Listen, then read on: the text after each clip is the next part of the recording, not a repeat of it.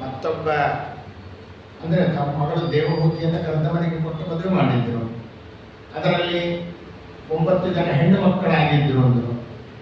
ಆ ಹೆಣ್ಣು ಮಕ್ಕಳನ್ನು ದೇವತೆಗಳಿಗೆ, ಋಷಿಗಳಿಗೆ ಕೊಟ್ಟು ಮದುವೆ ಮಾಡುತ್ತಾರೆ. ಅದರಲ್ಲಿ ಅತ್ರಿ ಋಷಿಗಳಿಗೆ ಅನಸೂಯ ಎಂಬಾಕೆಯನ್ನು ಕೊಟ್ಟು ಮದುವೆ ಮಾಡಿದ್ರು. ಬ್ರಹ್ಮ ವಿಷ್ಣು ಮಹೇಶ್ವರರನ್ನ ಮಗುವನ್ನಾಗಿ ಮಾಡಿ ಆಟ ಆಡಿಸಿಕೊಂಡವಳು ಅನಸೂಯ. ಪಾತಿವ್ರತ್ಯ ಧರ್ಮದಿಂದ ಭಗವಂತ ಮೆಚ್ಚುಗೆಯನ್ನು ವ್ಯಕ್ತಪಡಿಸಿದ್ದ. ಬ್ರಹ್ಮದೇವರಿಗೆ ಅವತಾರ ಇಲ್ಲದೆ ಇರೋದ್ರಿಂದ ಚಂದ್ರನಲ್ಲಿ ಆವಿಷ್ಟನಾಗಿ ಬ್ರಹ್ಮ ಅತ್ರಿ ಋಷಿಯ ಮಗ ಅಂತ ಕರೆಸಿಕೊಂಡ. ದತ್ತಾತ್ರೇಯನ ಒಂದು ಮುನಿಯ ರೂಪದಿಂದ ತಾನು ಬಂದದ್ದು. ತದನಂತರದಲ್ಲಿ ಅದೇ ನಾವು 3 ತಲೆ ಇಟ್ಟುಕೊಂಡು 4 ನಾಯಿ ಇಟ್ಟುಕೊಂಡು ಬರ್ತಕ್ಕಂಥ ದತ್ತಾತ್ರೇಯ ಅಲ್ಲ ಅವನು. ದೂರ್ವಾಸರು ರುದ್ರದೇವರ ದೂರ್ವಾಸರ ಅವತಾರವನ್ನು ತಾವು ಮಾಡಿದರು. ಅದಾದ ಮೇಲೆ ಮನುವಿನ ಸುತೆ ಪ್ರಸೂತಿ ಎಂಬತಕ್ಕಂಥವಳ ಮತ್ತೆ ಇನ್ನೂ ಹೇಳುತ್ತಾರೆ ಅವರ ಹೆಣ್ಣು ಮಕ್ಕಳು ಬೇರೆ ಬೇರೆಯವರು ಯಾವ್ಯಾವ ರೀತಿಯಲ್ಲಿ ಇದ್ದರು ಎಂಬತಕ್ಕಂಥ ವಿಚಾರವನ್ನೆಲ್ಲ ತಾವು ತಿಳಿಸ್ತಕ್ಕಂಥವರಾಗ್ತಾರೆ. ಅತ್ರಿ ಋಷಿಯ ಅವತಾರವನ್ನು ಮಾಡಿದವರು ಬ್ರಹ್ಮ ವಿಷ್ಣು ಮಹೇಶ್ವರರು ಎಂಬತಕ್ಕಂಥ ವಿಚಾರವನ್ನ ತಾವು ತಿಳಿಸಿದರು. ಹಾಗಾದ್ರೆ ಏನಿದು ಎಂಬುದಾಗಿ ತಾವು ಹೇಳಿದರೆ, ಕಾಮ, ಕ್ರೋಧ, ಲೋಭ ಇವು 3 ತೊರೆದಾಗ ಜೀವ ಅತ್ರಿ ಎಂಬುದಾಗಿ ಆಗ್ತಾನೆ. ತ್ರಿ ಅಂದ್ರೆ 3, ಕಾಮ, ಕ್ರೋಧ, ಲೋಭ. ಅದು 3 ತೆಗೆದಾಗ ಅತ್ರಿ ಎಂಬುದಾಗಿ ಆಗ್ತಾನೆ. ಮಾತ್ಸರ್ಯವನ್ನು ತೊರೆದರೆ ಅಸೂಯೆ, ಅಸೂಯೆಯನ್ನು ತೊರೆದರೆ ಅನಸೂಯ ಎಂಬತಕ್ಕಂಥವಳಾಗ್ತಾನೆ. ಆಗ ಉದಿಸುವ 3 ಸಂತತಿ ಅಂದರೆ ಅದು ಜ್ಞಾನ, ಭಕ್ತಿ ಮತ್ತು ವೈರಾಗ್ಯ. ಇಂತಹ 3 ಮಕ್ಕಳಿಂದ ಸಕಲರಿಗೆ ಸದ್ಗತಿ ಅನ್ನೋದು ಈ ಪ್ರಸಂಗದ ಒಂದು ಆಂತರ್ಯ ಆಧ್ಯಾತ್ಮ ಎಂಬುದಾಗಿ ತಾವು ಹೇಳುತ್ತಾರೆ. ಇದಾದ ಮೇಲೆ ಮುಂದೆ ತಾವು ಹೇಳುತ್ತಾ ಇದ್ದಾರೆ, ಮನುಸುತೆ ಅಕೂತಿ ಎಂಬತಕ್ಕಂಥವಳು ರುಚಿಪ್ರದೇಶ್ವರರನ್ನ ಮದುವೆ ಆಗುತ್ತಾಳೆ. ಪುತ್ರಿಕಾ ಧರ್ಮದಿಂದ ಮದುವೆ ಆಗುತ್ತಾರೆ. ಪುತ್ರಿಕಾ ಧರ್ಮ ಅಂತಂದ್ರೆ ನನ್ನ ಮಗಳನ್ನು ಮದುವೆ ಮಾಡಿಕೊಡುತ್ತೇನೆ, ಆ ಮಗಳಲ್ಲಿ ಹುಟ್ಟತಕ್ಕಂಥ ಮಗನನ್ನ ನನಗೆ ದತ್ತು ಕೊಡಬೇಕು ಎಂಬುದಾಗಿ ಮಾಡ್ತಕ್ಕಂಥ ಧರ್ಮ ಪುತ್ರಿಕಾ ಧರ್ಮ ಅಂತ ಹೇಳ್ತಾರೆ. ಯಾಕೆಂದ್ರೆ ಸ್ವಯಂಭೂ ಮನುವಿನಿಗೆ ಗೊತ್ತು ತನ್ನ ಮಕ್ಕಳಲ್ಲಿ ದೇವರೇ ಅವತಾರ ಮಾಡುತ್ತಾನೆ. ದೇವರು ನನಗೆ ಮೊಮ್ಮಗ ಅಂದ್ರೆ ದೌಹಿತ್ರ ಸಂತತಿ ಅಂತ ಬಂದರೆ ಹೊರತು ಮಗ ಅಂತ ಆಗಲಿಲ್ಲ, ಅದಕ್ಕೆ ಮಗ ಅಂತ ಆಗಬೇಕು ಅವನು ಅನ್ನೋ ಒಂದು ದೃಷ್ಟಿಯಿಂದ ಪುತ್ರಿಕಾ ಧರ್ಮದಿಂದ ಮದುವೆ ಆಗುತ್ತಾನೆ. ಅವಳಲ್ಲಿ ಅವತಾರ ಮಾಡಿದಂಥವರೇ ಮತ್ತೆ ರುಚಿ ಮತ್ತೆ ದಕ್ಷಿಣ ಎಂಬತಕ್ಕಂಥವರು ಯಜ್ಞನಾಮಕ ಪರಮಾತ್ಮನ ಅವತಾರ ಆಗುತ್ತೆ. ದಕ್ಷಿಣ ನಾಮಕನಾಗಿರ್ತಕ್ಕಂತಹ ಲಕ್ಷ್ಮೀ ದೇವಿ ಅವತಾರ ಆಗುತ್ತೆ ಎಂಬತಕ್ಕಂಥ ವಿಚಾರವನ್ನ ತಾವು ತಿಳಿಸಿದರು. ಮನುವಿಗೆ ಆದನು ಮಗ ಅಂತ ಆಗ್ತಾನೆ ಯಜ್ಞ. ಅವನಿಂದ ಯಾರ್ಯಾರು ಹುಟ್ಟಿದರೋ ತನುಜರು, ತುಷಿತರು ಅಂತ ಮನ್ವಂತರದ ಅಧಿಪತಿಗಳಾದರು. ಇನ್ನು ಸ್ವಯಂಭುವ ಮನುವಿನ ಮಗಳು ಪ್ರಸೂತಿ ಎಂಬತಕ್ಕಂಥವಳು ಲಗ್ನವಾಗುತ್ತಾಳೆ ದಕ್ಷ ಪ್ರಜೇಶ್ವರನನ್ನ. ಆ ದಕ್ಷ ಪ್ರಜೇಶ್ವರನಲ್ಲಿ 16 ಜನ ಹೆಣ್ಣು ಮಕ್ಕಳು ಹುಟ್ಟುತ್ತಾರೆ. ಅವರನ್ನು ಕೊಟ್ಟ ಕನ್ಯಾ ಮೂರ್ತಿ ದೇವಿಯಲ್ಲಿ ನರನಾರಾಯಣರು ಅವತಾರ ಮಾಡುತ್ತಾರೆ. ನರನಾರಾಯಣ ಹರಿಕೃಷ್ಣ ಅಂತ ಬದರಿ ಕ್ಷೇತ್ರದಲ್ಲಿ ಇರ್ತಕ್ಕಂಥವನು ಜ್ಞಾನ ಬೋಧನೆಗಾಗಿ ಬದರಿಯಲ್ಲಿ ನೆಲೆಸಿರ್ತಕ್ಕಂಥವರಾಗಿದ್ದಾರೆ. ಇನ್ನು ದಕ್ಷನ ಮಗಳು ಎಂಬತಕ್ಕಂಥವಳು ದಾಕ್ಷಾಯಿಣಿ. ಅವಳನ್ನ ರುದ್ರದೇವರಿಗೆ ಕೊಟ್ಟು ಮದುವೆ ಮಾಡುತ್ತಾರೆ. ಆದರೆ ಅವರಿಗೆ ಮಕ್ಕಳಾಗಲಿಲ್ಲ. ಯಾಕೆ ಮಗಳಾಗಲಿಲ್ಲ ಅಂದರೆ ದಕ್ಷ ಬ್ರಹ್ಮ ಒಂದು ಸರ್ತಿ ದೊಡ್ಡ ಯಜ್ಞವನ್ನು ಮಾಡಿದ. ಬ್ರಹ್ಮದೇವರು ಬಂದಿದ್ದರು, ರುದ್ರದೇವರು ಬಂದಿದ್ದರು, ಸಕಲ ದೇವತೆಗಳು ಬಂದಿದ್ದರು. ದಕ್ಷ ಬ್ರಹ್ಮ ಬಂದಾಗ ಬ್ರಹ್ಮನಿಗಿಂತ ಕೆಳಗಡೆ ಅವನಿರ್ತಕ್ಕಂಥವನು, ಬ್ರಹ್ಮ ಒಬ್ಬನೇ ಅವನಿಗಿಂತ ಸುದ್ವೀರ್ಯ ಎಂಬುದಾಗಿ. ಆದ್ದರಿಂದ ಎಲ್ಲ ಪ್ರಜೇಶ್ವರ ಅಂತ ಇವನಿಗೆ ಹೆಸರು. ಆದ್ದರಿಂದ ದಕ್ಷ ಪ್ರಜೇಶ್ವರ ಬಂದಾಗ ಎಲ್ಲ ಎದ್ದು ನಿಂತುಕೊಂಡು ನಮಸ್ಕಾರ ಮಾಡಿದರು. ಆದರೆ ನಮಸ್ಕಾರ ಮಾಡದೇ ಇದ್ದಂತಹ ವ್ಯಕ್ತಿ ಅಂತಂದ್ರೆ ಬ್ರಹ್ಮದೇವರು. ಬ್ರಹ್ಮದೇವರು ನಮಸ್ಕಾರ ಮಾಡಬೇಕಾಗಿಲ್ಲ, ಎಲ್ಲರಿಗೂ ದೊಡ್ಡವನು, ಸುಮ್ಮನೆ ಆದ. ಆದರೆ ರುದ್ರ ಸ್ವರೂಪದಲ್ಲಿ ದೊಡ್ಡವನೇ ದಕ್ಷ ಪ್ರಜೇಶ್ವರನಿಗಿಂತ. ಆದರೆ ತನ್ನ ಅಳಿಯಾಗಿರ್ತಾನೆ, ಅಳಿಯಾಗಿ ನಮಸ್ಕಾರ ಮಾಡಲಿಲ್ಲ. ಅಳಿಯ ಮಾವನ ನಮಸ್ಕಾರ ಮಾಡಬೇಕು. ಅಳಿಯ ಆಗೋಕ್ಕಿಂತ ಮುಂಚೆ ಒಂದೇ ದಿವಸ ಮಾವ ನಮಸ್ಕಾರ ಮಾಡಿರ್ತಾನೆ ಅಳಿಯ ದೇವರು ಅಂತ. ಆಮೇಲೆ ಇಡೀ ಜೀವನ ಪರ್ಯಂತ ಇವನ ಕೈ ನಮಸ್ಕಾರ ಮಾಡಿಸ್ಬೇಕಾಗ ಅಲ್ವಾ. ಆದ್ದರಿಂದ ಅವನೇನ್ ಮಾಡ್ತಾ ಇದ್ದಾನೆ, ಈ ರುದ್ರನನ್ನು ನೋಡಿದ. ಯಾಕೆ ಹಾಗೆ ದಕ್ಷ ಕಂಡನು ತನ್ನ ಚಾಮಾತ ಕುಕ್ಕರಿಸಿರುವುದನ್ನು ಕೋಪದಿಂದಲೇ ಧಿಕ್ಕರಿಸಿದನು. ದ್ವೇಷಕಾರ್ತ ಇದ್ದಾನಂತೆ. ಏನ್ ಹೇಳ್ದ, ರುದ್ರದೇವರನ್ನು ಬೈತಾನೆ. ಹರನು ಕರ್ಮ ಭ್ರಷ್ಟ, ವೈದಿಕ ಆಚಾರ ಇಲ್ಲದವ, ಸ್ಮಶಾನವಾಸಿ, ಧರಿಸಿರುವುದು ರುಂಡಮಾಲೆ, ಅಪವಿತ್ರ, ಹಿರಿಯರಿಗೆ ಸಲ್ಲಿಸಬೇಕಾದ ಗೌರವವನ್ನು ಅರಿಯದವನಿವನು. ಇಂಥ ವರನಿಗೆ ನನ್ನ ಮಗಳನ್ನು ಕೊಟ್ಟು ಭ್ರಷ್ಟನಾದೆ ಅಂತಾನೆ. ಸತ್ತ ಆನೆಯ ಚರ್ಮವನ್ನು ಹುಟ್ಟಿದ್ದಾನೆ, ಬೆತ್ತಲೆ ತಿರುಗುತ್ತಾನೆ, ಭಿಕ್ಷಾಪಾತ್ರ ಕೈಲಿಡ್ಕೊಂಡಿದ್ದಾನೆ, ಚಿತ್ತ ಭ್ರಮಣೆಯಂತೆ ಕೊಂಡಿದ್ದಾನೆ, ಅತ್ಯಂತ ತಿರುಗುವಿನತನಿಗೆ ಇನ್ನು ಮೇಲೆ ಯಜ್ಞದಲ್ಲಿ ಆಹುತಿ ಕೊಡಬೇಡ್ರಿ ಅಂತ. ಸೋಮವಾರ ಇದೇನಪ್ಪ ಸಾಯಂಕಾಲ ರುದ್ರದೇವನ್ ಬೈತಾ ಇದ್ದಾರೆ ಅಂತ ಅನ್ಕೋಬೇಡ್ರಿ. ದಕ್ಷ ಬೈದಿದ್ದು, ಆದರೆ ರುದ್ರದೇವರ ಹಾಗಲ್ಲ. ಇವೆಲ್ಲ ಅವರಿಗೆ ಭೂಷಣ. ಪರಮಾತ್ಮನಿಗೆ ಮೊಮ್ಮಗ ಅಂತಂದ್ರೆ ಹೇಗಿದ್ದಾನವನು. ನೀಲಕಂಠ ತ್ರಿಶೂಲಟಮರಗು ಹಸ್ತಾಲಂಕೃತ ರಕ್ಷ, ಫಲ ನೇತ್ರಕ ಪಾಲರುಂಡಮಣಿ ಮಾಲಾಧೃತ ವಕ್ಷ, ಶೀಲರಮ್ಯ ವಿಶಾಲ ಸುಗುಣ ಸಲ್ಲೀಲ ಸುರಾಧ್ಯಕ್ಷ. ಅಲ್ಲೇನು ಇವೆಲ್ಲ ಅವನಿಗೆ ಭೂಷಣ. ಕೈನಲ್ಲಿ ಡಮರಗು ಹಿಡಿಕೊಂಡು ಡಮರಗುವನ್ನು ನುಡಿಸಿದ್ರೆ 14 ಪಾಣಿನಿ ಸೂತ್ರಗಳು ಬಂದವು. ಒಂದು ಜಿಂಕೆಯನ್ನ ಕೈನಲ್ಲಿ ಹಿಡ್ಕೊಂಡಿದ್ದಾನಂತೆ. ಮೃಗದ ತಲೆ ಯಾವುದೋ ಒಂದು ಚಂದ್ರ ಕೇಳಿದಂತೆ ನನ್ನೊಳಗಿರೋ ಕಳಕ್ಕ ತೆಗಿ ಅಂತ. ಚಂದ್ರನನ್ನ ನೋಡ್ರಿ ನೀವು, ಒಂದು ಮೊಲ ಕಾಣಿಸ್ತಾ ಇರುತ್ತೆ ಅಲ್ಲಿ, ಅದನ್ನ ಕೈನಲ್ಲಿ ಹಿಡ್ಕೊಂಡ್ಬಿಟ್ಟೆ ಕಳಂಕವನ್ನು ತೆಗೆದಿದ್ದೇನೆ ಅಂತ ಎಂಬುದಾಗಿ ನಾವು ಹೇಳುತ್ತಾರೆ. ಆದ್ದರಿಂದ ತಲೆಯ ಮೇಲೆ ಭಗವಂತನ ಪಾದೋದಕವನ್ನು ಇಟ್ಕೊಂಡಿದ್ದಾನೆ, ಬಾಯಿನಲ್ಲಿ ರಾಮನಾಮವನ್ನು ನುಡಿತಾ ಇದ್ದಾನೆ, ಹಣೆಯಲ್ಲಿ ಗೋಪಿಚಂದನ ಧಾರಣೆಯನ್ನು ಮಾಡಿಕೊಂಡಿದ್ದಾನೆ. ಇವರು ವಿಭೂತಿ ಹಚ್ಚಿದ್ದಾರಷ್ಟೇ, ಅವನು ಗೋಪಿಚಂದನ ಧಾರಣೆ ಮಾಡಿಕೊಂಡಿರೋದು. ಹರ ವೈಷ್ಣವೋತ್ತಮ ಎಂಬುದಾಗಿ ಅವನನ್ನು ಕರೀತಾರೆ. ವೈಷ್ಣವ ನಾಮ ಯಥಾ ಶಂಭು ಅಂತಾರೆ. ವಾಸವನುತ ಹರಿದಾಸ ಈಶ ಕೈಲಾಸವಾಸ ದೇವ.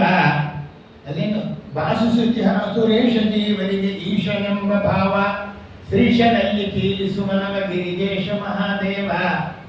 ಆದ್ದರಿಂದ ಇಂಥವನಿದ್ದಾನಲ್ಲ, ಸಾಮಾನ್ಯವಾಗಿರ್ತಕ್ಕಂಥ ಮಹಾರುದ್ರ ದೇವರ ಅನುಗ್ರಹ ಇದ್ದರೆ ನಾನು ನೀವು ಇವತ್ತು ಕೂತ್ಕೊಂಡು ಭಾಗವತ ಹೇಳ್ತಾ ಇರೋದು ಕೇಳ್ತಾ ಇರೋದು. ಅದೇ ಶುಕಾಚಾರ್ಯರೇ ಬಂದಿರೋದು, ಅವರೇ ಭಾಗವತ ಹೇಳಿರೋದು. ಮುಕುತಿ ಪದಕೆ ಮನವೀಗ ಮಹಾರುದ್ರ ದೇವರು, ಹರಿಭಕುತಿದಾಯಗಳು ಭಾರತೀ ದೇವಿ. ಇವತ್ತು ಮನಸ್ಸನ್ನು ಭಗವಂತನಲ್ಲಿ ಕೊಡುವಂತಬೇಕಾದ್ರೆ ಕೈಲಾಸವಾಸ ಗೌರೀಶ ಈಶ ತೈಲಧಾರೇ ಅಂತ ಮನಸ್ಸು ಕೊಡು ಹರಿಯಲ್ಲಿ ಶಂಭೋ, ಅವನನ್ನೇ ಪ್ರಾರ್ಥನೆ ಮಾಡಬೇಕು ನಾವು. ಆದ್ದರಿಂದ ಈ ದಕ್ಷ ಮಾಡಿದ ನಿಂದೆಯನ್ನ ಕೇಳಿದ ನಂದಿ. ಯಾರು ಏನು ಮಾತಾಡ್ತಾ ಇಲ್ಲ. ದೊಡ್ಡ ದೊಡ್ಡ ಬ್ರಾಹ್ಮಣರೆಲ್ಲ ಕೂತ್ಕೊಂಡಿದ್ದಾರೆ, ಭೃಗು ಋಷಿಗಳಂತವ್ರು ಇದ್ದಾರೆ, ಗಡ್ಡ ನೇವಿಸ್ತ ಕೂತ್ಕೊಂಡಿದ್ದಾರೆ. ಭೂಷಾ ಎಂಬತಕ್ಕಂಥ ಆದಿತ್ಯ ಇದ್ದಾನೆ, ಹಲ್ಕಿರ್ಕೊಂಡು ಕೂತಿದ್ದಾನೆ. ನೋಡ್ದ ಕೋಪವಂತು ನಂದಿ ತಕ್ಷಣದಲ್ಲಿ ತಾನು ಕಣ್ಣು ಕೆಂಪಗೆ ಮಾಡುತ್ತಾನೆ. ತಾನು ನೋಡಿಕೊಂಡು ತಾನು ಹೇಳ್ತಾನೆ, ಯಾವ ಶಿವನಿಂದ ಅಂತ ಅನ್ನೋದನ್ನ ಮಾಡಿದ್ದಾನಲ್ಲ, ಆ ಶಿವನಿಂದೆಯನ್ನ ಮಾಡಿರ್ತಕ್ಕಂಥ ದಕ್ಷನ ಮುಖ ಆಡಿನ ಮುಖ ಆಗಲಿ ಎಂಬುದಾಗಿ ಶಾಪವನ್ನು ತಾನು ಕೊಟ್ಟ. ಈ ಬ್ರಾಹ್ಮಣರೆಲ್ಲ ಕೂತ್ಕೊಂಡಿದ್ದಾರೆ, ಸುಮ್ಮನೆ ಶಿವನಿಂದೆ ಮಾಡ್ತಾ ಇದ್ರೆ ಅದನ್ನ ನಾಲ್ಗೆ ಕತ್ತರಿಸಾಕುವಂತ ಶಕ್ತಿ ಇದೆ, ಆದ್ರೂ ಮಾಡ್ತಾ ಇಲ್ಲ. ಆದ್ದರಿಂದ ಇವರೆಲ್ಲ ಜ್ಞಾನಹೀನರಾಗಲಿ ಅಂತ ಶಾಪವನ್ನು ತಾನು ಕೊಡ್ತಾನೆ. ಶಿವನನ್ನ ಕೆಡಕಿದ್ದಕ್ಕೆ ದಕ್ಷ ಅಜಮುಖನಾದ, ಗಣೇಶ ಗಜಮುಖನಾದ ಅಲ್ಲ, ಅವನು ಸಹ ಶಿವನ ಕೆಡಕಿದ್ದಾನೆ. ಒಳಗೆ ಬಿಡಲ್ಲ, ಪಾರ್ವತಿ ದೇವಿ ಹೇಳಿದಾಳೆ ಅಂತ. ಶಿವದ್ವೇಷದಿಂದ ಶಿರಸ್ಸೇ ವ್ಯತ್ಯಾಸ ಆಗುತ್ತೆ ಅನ್ನೋದು ಇದರ ಆಂತರ್ಯ. ಆದ್ದರಿಂದ ಶಿವನನ್ನ ಕೆಡಕಬೇಡ್ರಿ ಎಂಬುದಾಗಿ ಹೇಳ್ತಾನೆ. ಶಿವದ್ವೇಷದ ಪರಿಣಾಮ ಎಷ್ಟು ಭಯಂಕರ ಅನ್ನೋದಕ್ಕೆ ಇದು ನಿದರ್ಶನ ಆಗುತ್ತೆ ಎಂಬುದಾಗಿ ಹೇಳಿದರು.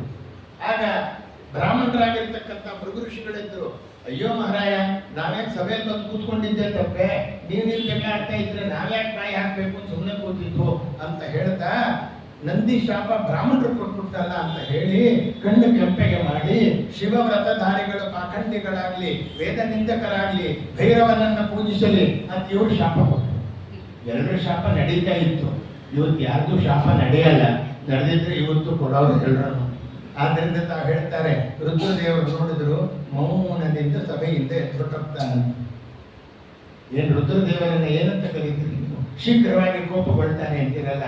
ಆದ್ರೆ ಇಷ್ಟೆಲ್ಲ ಆದರೂ ಇನ್ನು ಯಾರ್ಯಾರಿಗೆ ಏನೇನು ಶಾಪ ಕೊಡ್ತಾರೋ ಏನೇನಾಗುತ್ತೋ ಅಂತ ಹೇಳಿ ಹೊರಟು ಬಿಡ್ತಾರಪ್ಪ ಎಂಬುದಾಗಿ ತಾವು ಹೇಳ್ತಾರೆ. ಆದ್ದರಿಂದ ಈ ದ್ವೇಷ ಬಹಳ ಕಾಲ ಬೆಳೀತು. ಮತ್ತೊಂದು ದೊಡ್ಡ ಯಜ್ಞ ಮಾಡಿದ, ಊರಿನವ್ರಿಗೆಲ್ಲ ಆಮಂತ್ರಣ ಕೊಟ್ಟ, ಮಗಳು ಅಳಿಯಂಗೆ ಆಮಂತ್ರಣ ಬಿಟ್ಟ. ಇದನ್ನ ಅರಿತ ದಾಕ್ಷಾಯಿಣಿ ತಂದೆ ಮನೆಗೆ ಹೋಗಬೇಕು ಎಂಬುದಾಗಿ ತಾನು ಹೋಗುತ್ತಾಳೆ. ತಂದೆ ಮನೆಗೆ ಹೋಗಬೇಕು ಅಂತ ಹೊರಟಾಗ ಆಹ್ವಾನ ಬಂದಿಲ್ಲ, ಹೋಗೋದು ಬೇಡ ಅಂತ ರುದ್ರದೇವರು ಹೇಳ್ತಾರೆ. ಹೇಳಿದಾಗ ತಂದೆ ಮನೆಗೆ ಹೋಗ್ಬೇಕಾದ್ರೆ ಆಹ್ವಾನ ಬೇಕಾಗಿಲ್ಲ ರೀ, ಗಂಡನ ಮನೆಗೆ ಹೋಗ್ಬೇಕಾದ್ರೆ ಆಹ್ವಾನ ಬೇಕಾಗಿಲ್ಲ, ರಾಜನ ಮನೆಗೆ ಹೋಗಬೇಕಾದ್ರೆ ಆಹ್ವಾನ ಬೇಕಾಗಿಲ್ಲ, ಗುರುಗಳ ಮನೆಗೆ ಹೋಗ್ಬೇಕಾದ್ರೆ ಆಹ್ವಾನ ಬೇಕಾಗಿಲ್ಲ. ನಿಮಗೆಲ್ಲ ಗೊತ್ತಿದೆ, ಹೋಗ್ಬರೋಣ ಬನ್ರಿ ಏನೋ ಬರ್ತಿರ್ಬಹುದು ಎಂಬುದಾಗಿ ಇಲ್ಲ. ಉದ್ದೇಶಪೂರ್ವಕವಾಗಿ ಆಹ್ವಾನ ಕೊಡದಿದ್ದರೆ ಅದು ಅವಮಾನ ಮಾಡಿದಂತೆ. ಅದಕ್ಕೋಸ್ಕರ ಹೋಗೋದು ಬೇಡ. ಏನು ಅಕಸ್ಮಾತ್ ಬರ್ತಿರ್ಲಿ, ನಾನು ಇವ್ರ ಮನೆಗೆ ಒಂದು ಫಂಕ್ಷನ್ ನಡೆಯಿತು, ನನ್ನನ್ನು ಬರ್ತಿದ್ದಾರೆ, ಅದು ನಡೀತಾ ಇದೆ ಅನ್ನೋ ವಿಚಾರ ನಂಗೆ ಗೊತ್ತು, ನಾನು ಅವ್ರ ಮನೆಗೆ ಹೋದ್ರೆ ಸಂತೋಷ ಪಡ್ತಾರೋ ಅಂತ ಕಾಲದಲ್ಲಿ ಹೋದ್ರೆ ದೊಡ್ಡದಲ್ಲ. ಆದ್ರೆ ಉದ್ದೇಶಪೂರ್ವಕವಾಗಿ ಅವ್ರು ಬರಬಾರ್ದು ಅಂತ ಬಿಟ್ಟಿದ್ದಾಗ ಹೋದ್ರೆ ತಪ್ಪಾಗತ್ತೆ ಎಂಬುದಾಗಿ ಇಲ್ಲ, ನಾನು ಹೋಗಿ ಬರ್ತೇನೆ ಎಂದು ಬರ್ತಾಳೆ. ಬಂದು ನೋಡ್ತಾಳೆ, ಯಾರು ಕರೀಲೇ ಇಲ್ಲ, ತಾಯಿ ಮಾತ್ರ ಬಂದು ತಪ್ಕೋತಾಳೆ ಎಂಬುದಾಗಿ ತಾವು ಹೇಳಿದ್ರು. ಆಮೇಲೆ ಎಲ್ಲರಿಗೂ ಆಹುತಿ ಕೊಡ್ತಾ ಇದ್ದಾರೆ. ರುದ್ರದೇವರ ಸರದಿ ಬಂತು, ಆಹುತಿ ಕೊಡ್ರಿ ಎಂದಾಗ ಬೇಡ ನಿಲ್ಲಿಸ್ರಿ, ಮುಂದಕ್ಕೆ ಹೋಗ್ರಿ ಅಂತ ದಕ್ಷ. ಆವಾಗ ಮತ್ತೆ ಸಿಟ್ಟು ತೆಗೆಯಕ್ಕಾಗ್ಲಿಲ್ಲ ದಕ್ಷಾಯಿನಿಗೆ. ಆಗ ತಾನು ಹೇಳುತ್ತಾಳೆ, ಏ ದಕ್ಷ ಅಂತು ಅಪ್ಪನೇ, ಏ ದಕ್ಷ, ನನ್ನ ಪತಿಯ ಪಾದಕ್ಕೆ ದೇವತೆಗಳು ಬಂದು ನಮಸ್ಕಾರ ಮಾಡ್ತಾರೆ, ನೀನು ಆಹುತಿ ತಪ್ಪಿಸ್ತಾ ಇದ್ದೀಯ. ಶಿವನು ವೈರಾಗ್ಯಾಧಿಪತಿ, ಶಿವಿಗೆ ಬೋಧಿಸಿದ ಸಾತ್ವಿಕದ ಸ್ಥಾನಗಳ ರಾಮನಾಮ ಸಹಿತವಾಗಿ ಅವನಿಸುರರೆಲ್ಲ ವಂದಿಸ್ತಾರೆ. ಅವನಿಗೆ ಸ್ವರ್ಗಾಧಿಪತಿಯಾದ ಇಂದ್ರ ದೇವರು ಬಂದು ನಮಸ್ಕಾರ ಮಾಡ್ತಾರೆ. ಅಂತದ್ರಲ್ಲಿ ನೀನು ಆಹುತಿ ಕೊಡ್ತಾ ಇಲ್ವಾ? ಶಿವ ಶಿವ ಎಂಬ ನಾಮವನ್ನು ಸರ್ವ ದುಃಖಗಳ ಶಮನಗೈಯುವುದು. ಶಿವನಿಗೆ ಆಹುತಿ ಇಲ್ಲದಿದ್ದರೆ ಅಮಂಗಳಬಹುದು. ಶಿವನಿಂದೆಯನ್ನು ಆಲಿಸಬಾರದು ನಾನು. ಇವತ್ತು ಶಿವನಿಂದೆಯನ್ನು ಆಲಿಸಿ ನನ್ನ ಗಂಡನ ಎದುರಿಗೆ ನಾನು ಹೋದರೆ ಏನಾಗ್ತದೆ? ದಾಕ್ಷಾಯಿಣಿ ಅಂತ ಕೂಗ್ತಾನೆ, ನಿನ್ನ ಹೆಸರು ಬರ್ತದೆ, ಅದು ಬರೋದು ಬೇಡ ಎಂಬುದಾಗಿ ಹೇಳ್ತಾ ತನ್ನ ದೇಹದ ಒಳಗೆ ಇದ್ದ ಅಗ್ನಿಯನ್ನು ಹೊರಗೆ ತಂದು ದೇಹವನ್ನು ಸುಟ್ಟುಕೊಂಡು ಬಿಟ್ಟಿತು. ಯಜ್ಞಕುಂಡದಲ್ಲಿ ಹಾರಲಿಲ್ಲ ಎಂಬುದಾಗಿ ಹೇಳುತ್ತಾರೆ. ಇದು ಭಾಗವತದಲ್ಲಿ ಬರೋ ಕಥೆ. ರಾಮಚರಿತ ಮಾನಸ ಅಂತ ಹೇಳಿ ತುಳಸಿದಾಸರು ಒಂದು ರಾಮಾಯಣ ಬರೀತಾರೆ. ಇದಕ್ಕೆ ಮುಖ್ಯವಾದ ಕಾರಣ ಬೇರೊಂದಿದೆ ಅಂತಾರೆ. ಏನು ಅಂದರೆ, ರಾಮದೇವರು ಸೀತೆಯನ್ನು ಕಳ್ಕೊಂಡಂತೆ ನಾಟಕ ಮಾಡ್ತಾ ಇದ್ದಿರಲ್ಲ, ಸೀತಾ ಸೀತಾ ಸೀತಾ ಸೀತಾ ಅಂತ. ಆವಾಗ ಪಾರ್ವತಿ ದಾಕ್ಷಾಯಿಣಿ ಕೇಳಿದ್ದಂತೆ ಈಶ್ವರನನ್ನ, ಏನ್ರಿ ನಿಜವಾಗ್ಲೂ ಸೀತೆಯನ್ನು ಕಳ್ಕೊಂಡ್ಬಿಟ್ಟಿದ್ದಾನ್ರಿ ರಾಮ? ಇಲ್ಲ ಇಲ್ಲ, ಈಗಿರುವಂತ ಧಾರಾವಾಹಿ ನಾಟಕಗಳಲ್ಲೇ ನಿಜ ಕಂಡಂತೆ ಕಾಣುತ್ತೆ, ಇನ್ನು ದೇವರ ನಾಟಕ ಆಡಕ್ ಬರಲ್ವೇ, ಕಪಟ ನಾಟಕ ಸೂತ್ರಧಾರಿ ಅಂತ. ಇಲ್ಲ ರೀ, ನಿಜವಾಗ್ಲೂ ಕಳ್ಕೊಂಡಿದ್ದಾನೆ, ಕಣ್ಣಲ್ಲಿ ನೀರು ಬರ್ತಾ ಇದೆ ನೋಡ್ರಿ, ಸೀತಾ ಸೀತಾ ಸೀತಾ ಅಂತ ಹೇಳ್ತಾ ಇದ್ದಾನೆ, ನಾ ಪರೀಕ್ಷೆ ಮಾಡ್ಕೊಂಡು ಬರ್ತೀನಿ ಕಣ್ಣಿಗೆ. ರುದ್ರದೇವರು ಸ್ವಲ್ಪ ಮನಸ್ಸು ಕೆನ್ನೆ ಆಯ್ತು. ಆದ್ರೂ ಹೋಗ್ಬ ಅಂದ್ರು. ಬಂದಳು. ಏನ್ ಬಂದು? ಸೀತಾ ರೂಪ ಹಾಕೊಂಡ್ಬಂತು. ಸೀತಾ ರೂಪ ಹಾಕೊಂಡ್ಬಂದೆಲ್ಲ ಒಂದ್ ಕಡೆ ಕೂತ್ಕೊಂಡ್ಬಿಟ್ಟಿದ್ದಾಳೆ. ಇವನ್ ಸೀತಾ ಸೀತಾ ಸೀತಾ ಅಂತ ಗಿಡಗಳಲ್ಲಿ ಮರಗಳಲ್ಲಿ ಗುಹೆಗಳಲ್ಲಿ ಹುಡುಕ್ತಾ ಇರೋ ಕಡೆಗೆ ಅಷ್ಟೊತ್ತಿಗೆ ರಾಮದೇವರು ಬಂದ್ರು. ಏನಮ್ಮ ದಾಕ್ಷಾಯಿಣಿ, ರುದ್ರದೇವರು ಬರ್ಲಿಲ್ವಾ ಅಂದ್ರು. ತಲೆ ತೆಗೆಸಿದ್ಲು. ಸೀದಾ ಹೊರಟು ಗಂಡನ ಹತ್ರ. ಆಗ ಏನಮ್ಮ ಪರೀಕ್ಷೆ ಆಯ್ತಾ ಅಂದ್ರು ರುದ್ರದೇವರು. ನನಗೆ ಪರೀಕ್ಷೆ ಆಯ್ತು ಅಂತ. ಪರಮಾತ್ಮನನ್ನ ಪರೀಕ್ಷೆ ಮಾಡಕ್ಕೆ ನಾವು ಎಷ್ಟೋ ರೀತಿ ಪರಮಾತ್ಮನ ಪರೀಕ್ಷೆ ಮಾಡ್ತೀನಿ ಅಂತ ಹೋಗಿದ್ದು ತಪ್ಪಲ್ವಾ? ಅದರ ಜೊತೆಗೆ ಪರಮಾತ್ಮನ ಪತ್ನಿಯಾದ ಸೀತಾದೇವಿ ರೂಪ ಹಾಕೊಂಡು ಹೋಗಿದ್ದು ಎರಡನೇ ತಪ್ಪು. ಲಕ್ಷ್ಮೀದೇವಿ ಸಮಾನ ನೀನು ಬರಕ್ಕಾಗ್ತದ? ನೀನು ನನಗೆ ಮುಖಾವಲೋಕನ ಮಾಡಬೇಡ ಹೋಗ್ ಅಂತ ಹೇಳಿದ್ರಂತೆ. ಆಗ ಹೇಳಿದಂತೆ ಮಾಡಿದ್ದು ತಪ್ಪು ನಿಜ, ತಪ್ಪು ಮಾಡೋದು ಮಹಾಪಾಪ, ತಪ್ಪನ್ನು ತಿದ್ದಿಕೊಳ್ಳದೇ ಇರೋದು ಇನ್ನೂ ಹೆಚ್ಚಿನ ಪಾಪ. ಆದ್ದರಿಂದ ತಪ್ಪು ಮಾಡಿದ್ದೇನೆ, ಈ ದೇಹವನ್ನು ಬಿಡ್ತೇನೆ, ಮತ್ತೆ ಪರ್ವತರಾಜನಲ್ಲಿ ಹುಟ್ಟುತ್ತೇನೆ, ಪಾರ್ವತಿಯಾಗಿ ನಿಮ್ಮನ್ನೇ ಪತಿಯನ್ನಾಗಿ ಹೊಂದುತ್ತೇನೆ ಅಂತ ಹೇಳಿ ಮತ್ತೆ ಪರ್ವತರಾಜನಲ್ಲಿ ಹುಟ್ಟಿ ತಪಸ್ಸನ್ನ ಮಾಡಿ ಈಶ್ವರನನ್ನೇ ತಾನು ಪಡೆದಳು ಎಂಬುದಾಗಿ ಹೇಳ್ತಾರೆ. ಚೆನ್ನಾಗಿದೆ ನೋಡ್ರಿ ಆ ಕಥೆ ಅವರಿರ್ತಕ್ಕಂಥದ್ದು. ಇದು ಮುಖ್ಯವಾದ ಕಾರಣ ಎಂಬತಕ್ಕಂಥ ವಿಚಾರವನ್ನು ನಾವು ಹೇಳ್ತಾರೆ. ಆದ್ದರಿಂದ ತಿದ್ದಿಕೊಳ್ಳುವ ಕರ್ತವ್ಯದ ಆದರ್ಶ ಈ ಪ್ರಸಂಗದಲ್ಲಿ ಇರ್ತಕ್ಕಂಥದ್ದಾಗಿದೆ. ಯಾವಾಗ ದಾಕ್ಷಾಯಿಣಿ ದೇಹವನ್ನು ಬಿಟ್ಟಳು ತಂದರೋ ಕೂಡಲೇ ವೀರಭದ್ರನ ಉತ್ಪತ್ತಿ ಮಾಡಿದ ರುದ್ರದೇವರು ಗಣಗಳು ಶಿವಗಣಗಳೆಲ್ಲ ಬಂದವು. ಹರಹರ ಎನ್ನುತ್ತ ಗಣಗಳು ಉರಿವ ಕೊಳ್ಳಿಗಳಿಂದ ವರ್ಜ್ಯಗಳಿಂದ ತ್ರಿಶೂಲಗಳಿಂದ ಶಿಕ್ಷಿಸಿದರು ಶಿವನಿಂದಕರ. ಹಾರುವರ ಹೊಡೆದೋಡಿಸಿದರು. ಭೃಗುವಿನ ಗಡ್ಡವನ್ನು ಕಿತ್ತುತ್ತಾರೆ. ಭೂಷ ಎಂಬತಕ್ಕಂಥವನ ದಂತ ಪಂಕ್ತಿಯನ್ನು ಮುರಿತಾರೆ. ಅಂದ್ರೇನು? ಯಾವ ಯಾವ ಅಂಗಗಳು ಶಿವನಿಂದೆಯನ್ನು ಕೇಳಿ ಆನಂದವನ್ನು ಪಟ್ಟಿದ್ವೋ ಆ ಅಂಗ ನಿನಗೆ ಯಾಕೆ ಎಂಬುದಾಗಿ ತಾವು ಹೇಳ್ತಾರೆ. ವೀರಭದ್ರ ದಕ್ಷ ಪ್ರಯೇಶ್ವರನ ತಲೆಯನ್ನೇ ಕಡಿಯಕ್ಕೆ ಹೋಗ್ತಾನೆ. ಹಾಗಲ್ಲ, ದಕ್ಷ ಮಾಡುವ ಯಜ್ಞದಲ್ಲಿ ಇವನೇ ಬಲಿಪಶು ಅಂತ ಹೇಳಿದಾಗ ಆ ತಲೆ ಕಡಿಯಕ್ಕಾಗುತ್ತೆ. ಯಜ್ಞಕುಂಡದಲ್ಲಿ ಹಾಕಿಬಿಟ್ಟ. ಕೋಪಗೊಂಡು ಬಿಟ್ಟಿದ್ದಾರೆ ರುದ್ರದೇವರು. ಸುರರು, ನರರು, ಗಂಧರ್ವರು ಶರಣು ಶರಣು ಅಂತ ಬ್ರಹ್ಮದೇವರಿಗೆ ಶರಣಾಗ್ತಾರೆ. ಸ್ವಾಮಿ, ರುದ್ರದೇವರ ಕೋಪವನ್ನು ಶಾಂತ ಮಾಡುವಂತ. ಬ್ರಹ್ಮದೇವರು ಎಲ್ಲ ದೇವತೆಗಳನ್ನು ಕರ್ಕೊಂಡು ಬಂದು ಕೈಲಾಸಕ್ಕೆ ಬರ್ತಾರೆ. ರುದ್ರದೇವರು ಬ್ರಹ್ಮದೇವರನ್ನು ಆದರದಿಂದ ಸ್ವಾಗತ ಮಾಡ್ತಾರೆ. ರುದ್ರಾಂತರ್ಗತ ನಾರಸಿಂಹ ಕಾಯೋ. ರುದ್ರದೇವರ ಕೋಪ ಅಲ್ಲ ಇದು, ಒಳಗೊಬ್ಬರು ಕೂತ್ಕೊಂಡಿದ್ದಾನೆ, ಅವನ ಕೋಪ ಇದು. ತಾಳ ತನ್ನವರಲ್ಲಿ ಮಾಡುವ ಅವಹೇಳನದ ತಾಳ. ಆದ್ದರಿಂದ ರುದ್ರದೇವರಿಗೆ ಅವಮಾನ ಆಯಿತು ಅಂತ ಅವನು ಕೋಪಗೊಂಡಿದ್ದಾನೆ, ರುದ್ರದೇವರು ಕೋಪಗೊಂಡಂತೆ ಆಗಿದೆ ಎಂಬುದಾಗಿ ಹೇಳುತ್ತಾ ಮಕ್ಕಳ ತಪ್ಪನ್ನು ತಿದ್ದಬೇಕಾದದ್ದು ನಿನ್ನ ಕರ್ತವ್ಯ ಸ್ವಾಮಿ ಅಂತ ಪ್ರಾರ್ಥನೆ ಮಾಡ್ತಾರಂತೆ. ಆಗ ಆಡಿನ ತಲೆ ಬರಲಿ, ಮೇ ಮೇ ಅಂತಿದ್ದಲ್ಲ, ನಾನು ಅದೇ ತಲೆ ಬರಲಿ ಅಂತಂದ. ಮೃಗುವಿಗೆ ಮೇಕೆಯ ಗಡ್ಡ, ಹೀಗೆಲ್ಲ ಆಗಲೇ ಆಪರೇಷನ್ ಸ್ಟಾರ್ಟ್ ಆಗೋದಿತ್ತು ನೋಡಿ. ಅದರಿಂದ ಸೋತ್ತಮನ ನಿಂದೆ ಅನ್ನೋದು ಎಲ್ಲಿ ಇರುತ್ತೋ ಅಲ್ಲಿ ಸರ್ವೋತ್ತಮ ಇರೋದಿಲ್ಲ. ಎಲ್ಲಿ ಸರ್ವೋತ್ತಮ ಇರಲ್ಲ ಅಲ್ಲಿ ಜೀವೋತ್ತಮ ಬರಲ್ಲ. ಆದ್ರಿಂದ ಹರನ ನಿಂದೆಯನ್ನ ಅನುಮೋದಿಸಿದ ಯಾರಾಗ್ತಾರೆ ಅವರನ್ನೆಲ್ಲ ವೀರಭದ್ರ ಹಿಂಸೆ ಮಾಡಿದ. ಶ್ರೀಧರ ರೂಪೇ ವರಾಯ ಅಂತ ಅಳಿಯನ್ ಮಾಡ್ಕೊಂಡಿರ್ತೀರಿ, ಕನ್ಯಾದಾನವನ್ನ ಮಾಡಿರ್ತೀರಿ. ಅಂಥ ಅಳಿಯನನ್ನ ಆಮೇಲಾದರೂ ಹಳಿದೊಡೆ ಉಳಿಗಾಲವಿಲ್ಲ ಮಾವನಿಗೆ ಅಂತ ತಿಳ್ಕೊಳ್ರಿ ಎಂಬತಕ್ಕಂಥ ವಿಚಾರ ಹೇಳ್ತಾರೆ. ಇದಾದ ಮೇಲೆ ಮನುಸುತೆಯರ ಅಪೂತಿ, ದೇವಹೂತಿ, ಪ್ರಸೂತಿ 3 ಜನರ ಕಥೆ ಆಯಿತು. ಇನ್ನು ಪ್ರಿಯವ್ರತ, ಉತ್ಥಾನಪಾದ ಇವ್ರ ಕಥೆ ಹೇಳ್ತಾರೆ. ಪ್ರಿಯವ್ರತ ಮೊದಲನೇವನು, ಆದರೂ ಉತ್ಥಾನಪಾದನ ಹೇಳ್ತಾರೆ. ಯಾಕೆ ಅಂದರೆ ಭಗವಂತನ ಅನುಗ್ರಹಕ್ಕೆ ವಿಶೇಷವಾಗಿ ಪಾತ್ರನಾಗಿರ್ತಕ್ಕಂತಹ ಧ್ರುವನ ಚರಿತ್ರೆ ಅಂತ ಅನ್ನೋದಲ್ಲಿ ಬರುತ್ತೆ. ಉತ್ಥಾನಪಾದನ ಹಿರಿಯ ಮಗ ಉತ್ತಮೋತ್ತಮನಾಗಿರ್ತಕ್ಕಂಥ ಧ್ರುವ, ಹಿರಿಯ ಉತ್ತಮ ಅಂತ ಸುರುಚಿ ಒಳಗೆ ಹುಟ್ಟೋನು, ಸುನೀತಿಯಲ್ಲಿ ಹುಟ್ಟಿದವನು ಧ್ರುವ ಅಂತ. ಇನ್ನೇನಿಲ್ಲ ರೀ, ತಂದೆ ತೊಡೆ ಮೇಲೆ ಏರಬೇಕು ಅಂತ ಹೋದರೆ ಆ ಸುರುಚಿ ಎಳೆದು ಕೆಳಗೆ ಬಿಟ್ಲು. ಭಗವಂತನನ್ನ ಕುರಿತು ತಪಸ್ಸನ್ನು ಮಾಡಿ ನನ್ನ ಹೊಟ್ಟೆಯಲ್ಲಿ ಹುಟ್ಟಿದ ಆಮೇಲೆ ತಂದೆ ತೊಡೆ ಮೇಲೆ ಏರ್ಬಂತ. ಗಂಡ ಸುಮ್ಮನೆ ಕೂತಿದ್ದ. ಯಾವಾಗ ಸುಮ್ಮನೆ ಕೂತಿದ್ದೋ ನೋಡಿದ ಇವನಿಗೆ ಛಲ ಹುಟ್ಟಿತು, ಹೊರಟೆ ಬಿಟ್ಟ. ಸುನೀತಿಯನ್ನ ಕೇಳಿದ ತಾಯಿಯನ್ನ, ಹೌದಪ್ಪ ನೀನು ನನ್ನ ಹೊಟ್ಟೆಗಳು ಯಾಕೆ ಹುಟ್ಟಿತು? ರಾಜನಿಗೆ ಸುನೀತಿ ಬೇಕಾಗಿರ್ಲಿಲ್ಲ, ಸುರುಚಿ ಬೇಕು. ನಮ್ಗೆ ಯಾರಿಗೂ ನೀತಿ ಬೇಕಾಗಿಲ್ಲ, ಸುರುಚಿ ವಿಷಯ ಸುಖಗಳು ಬೇಕು ಅನ್ನೋದನ್ನು ಸೂಚನೆ ಕೊಡ್ತದೆ. ಸುನೀತಿಯ ಮಗ ಧ್ರುವ, ಸುರುಚಿಯ ಮಗ ಉತ್ತಮ. ಆದರೆ ಧ್ರುವ ಚಕ್ರವರ್ತಿ ಅಂತ ಕರೆಸ್ಕೊಂಡ, ಉತ್ತಮ ಯಕ್ಷರಿಂದ ಅಳಿತಾನೆ. ಶ್ರೇಯಸ್ಸು ಪ್ರೇಯಸ್ಸುಗಳಲ್ಲಿ ಶ್ರೇಯಸ್ಸಿನ ಫಲ ಅಂದರೆ ಧ್ರುವ, ಪ್ರೇಯಸ್ಸಿನ ಫಲ ಅಂದರೆ ಉತ್ತಮ. ಕಾಟಕೋಪನಿಷನ ದರ್ಶನಕ್ಕೆ ಇದು ನಿದರ್ಶನ ಆಗಿದೆ. ಧ್ರುವ ಶ್ರೇಯಸ್ಸಿನ ಸಂಕೇತ, ಉತ್ತಮ ಪ್ರೇಯಸ್ಸಿನ ಸಂಕೇತ. ಅಂದರೆ ಧ್ರುವ ತಾಯಿ ಸಂದೇಶದಂತೆ ಭಗವತ್ ಪೂಜೆಗೆ ಅಂತ, ತಪಸ್ಸಿಗೆ ಅಂತ ವನಕ್ಕೆ ಹೋಗುತ್ತಾನೆ. ನಾರದರು ಎದುರು ಸಿಕ್ಕರು, ಎಲ್ಲೋಗ್ತಾ ಇದ್ದೀವಿ ಅಂದ್ರು. ಅಪ್ಪನ ತೊಡೆ ಮೇಲೆ ಕೂತ್ಕೋಬೇಕು ಅಂತ ಹೋದೆ. ತಪಸ್ಸನ್ನು ಮಾಡಿ ನೀನು ನನ್ನ ಹೊಟ್ಟೆಲ್ಲಿ ಹುಟ್ಟುವ ಅಂತ ಹೇಳಿದ್ದ. ಅಷ್ಟೇ ತಾನೇಪ್ಪ. ತಪಸ್ಸು ಅಂದ್ರೆ ಸುಮ್ಮನೆ ಏನು, ಚಳಿ ನಡಗಬೇಕು, ಮಳೆಯಲ್ಲಿ ಒಣಗಬೇಕು, ಮತ್ತೆ ಮಳೆಯಲ್ಲಿ ತೊಯ್ಬೇಕು, ಬಿಸಿಲಲ್ಲಿ ಒಣಗಬೇಕು, ಹಸಿವೆ, ನೀರಡಿಕೆ, ರಾಕ್ಷಸರ ಕಾಟ, ಕಳ್ಳಕಾಕರ ಕಾಟ, ಕ್ರೂರ ಮೃಗಗಳ ಕಾಟ ಬೇಡಪ್ಪ, ಬಾ ನಿಮ್ಮ ತಂದೆ ತೊಡೆ ಮೇಲೆ ಕೂಡಿಸ್ತೀನಿ ಅಂದ್ರಿ.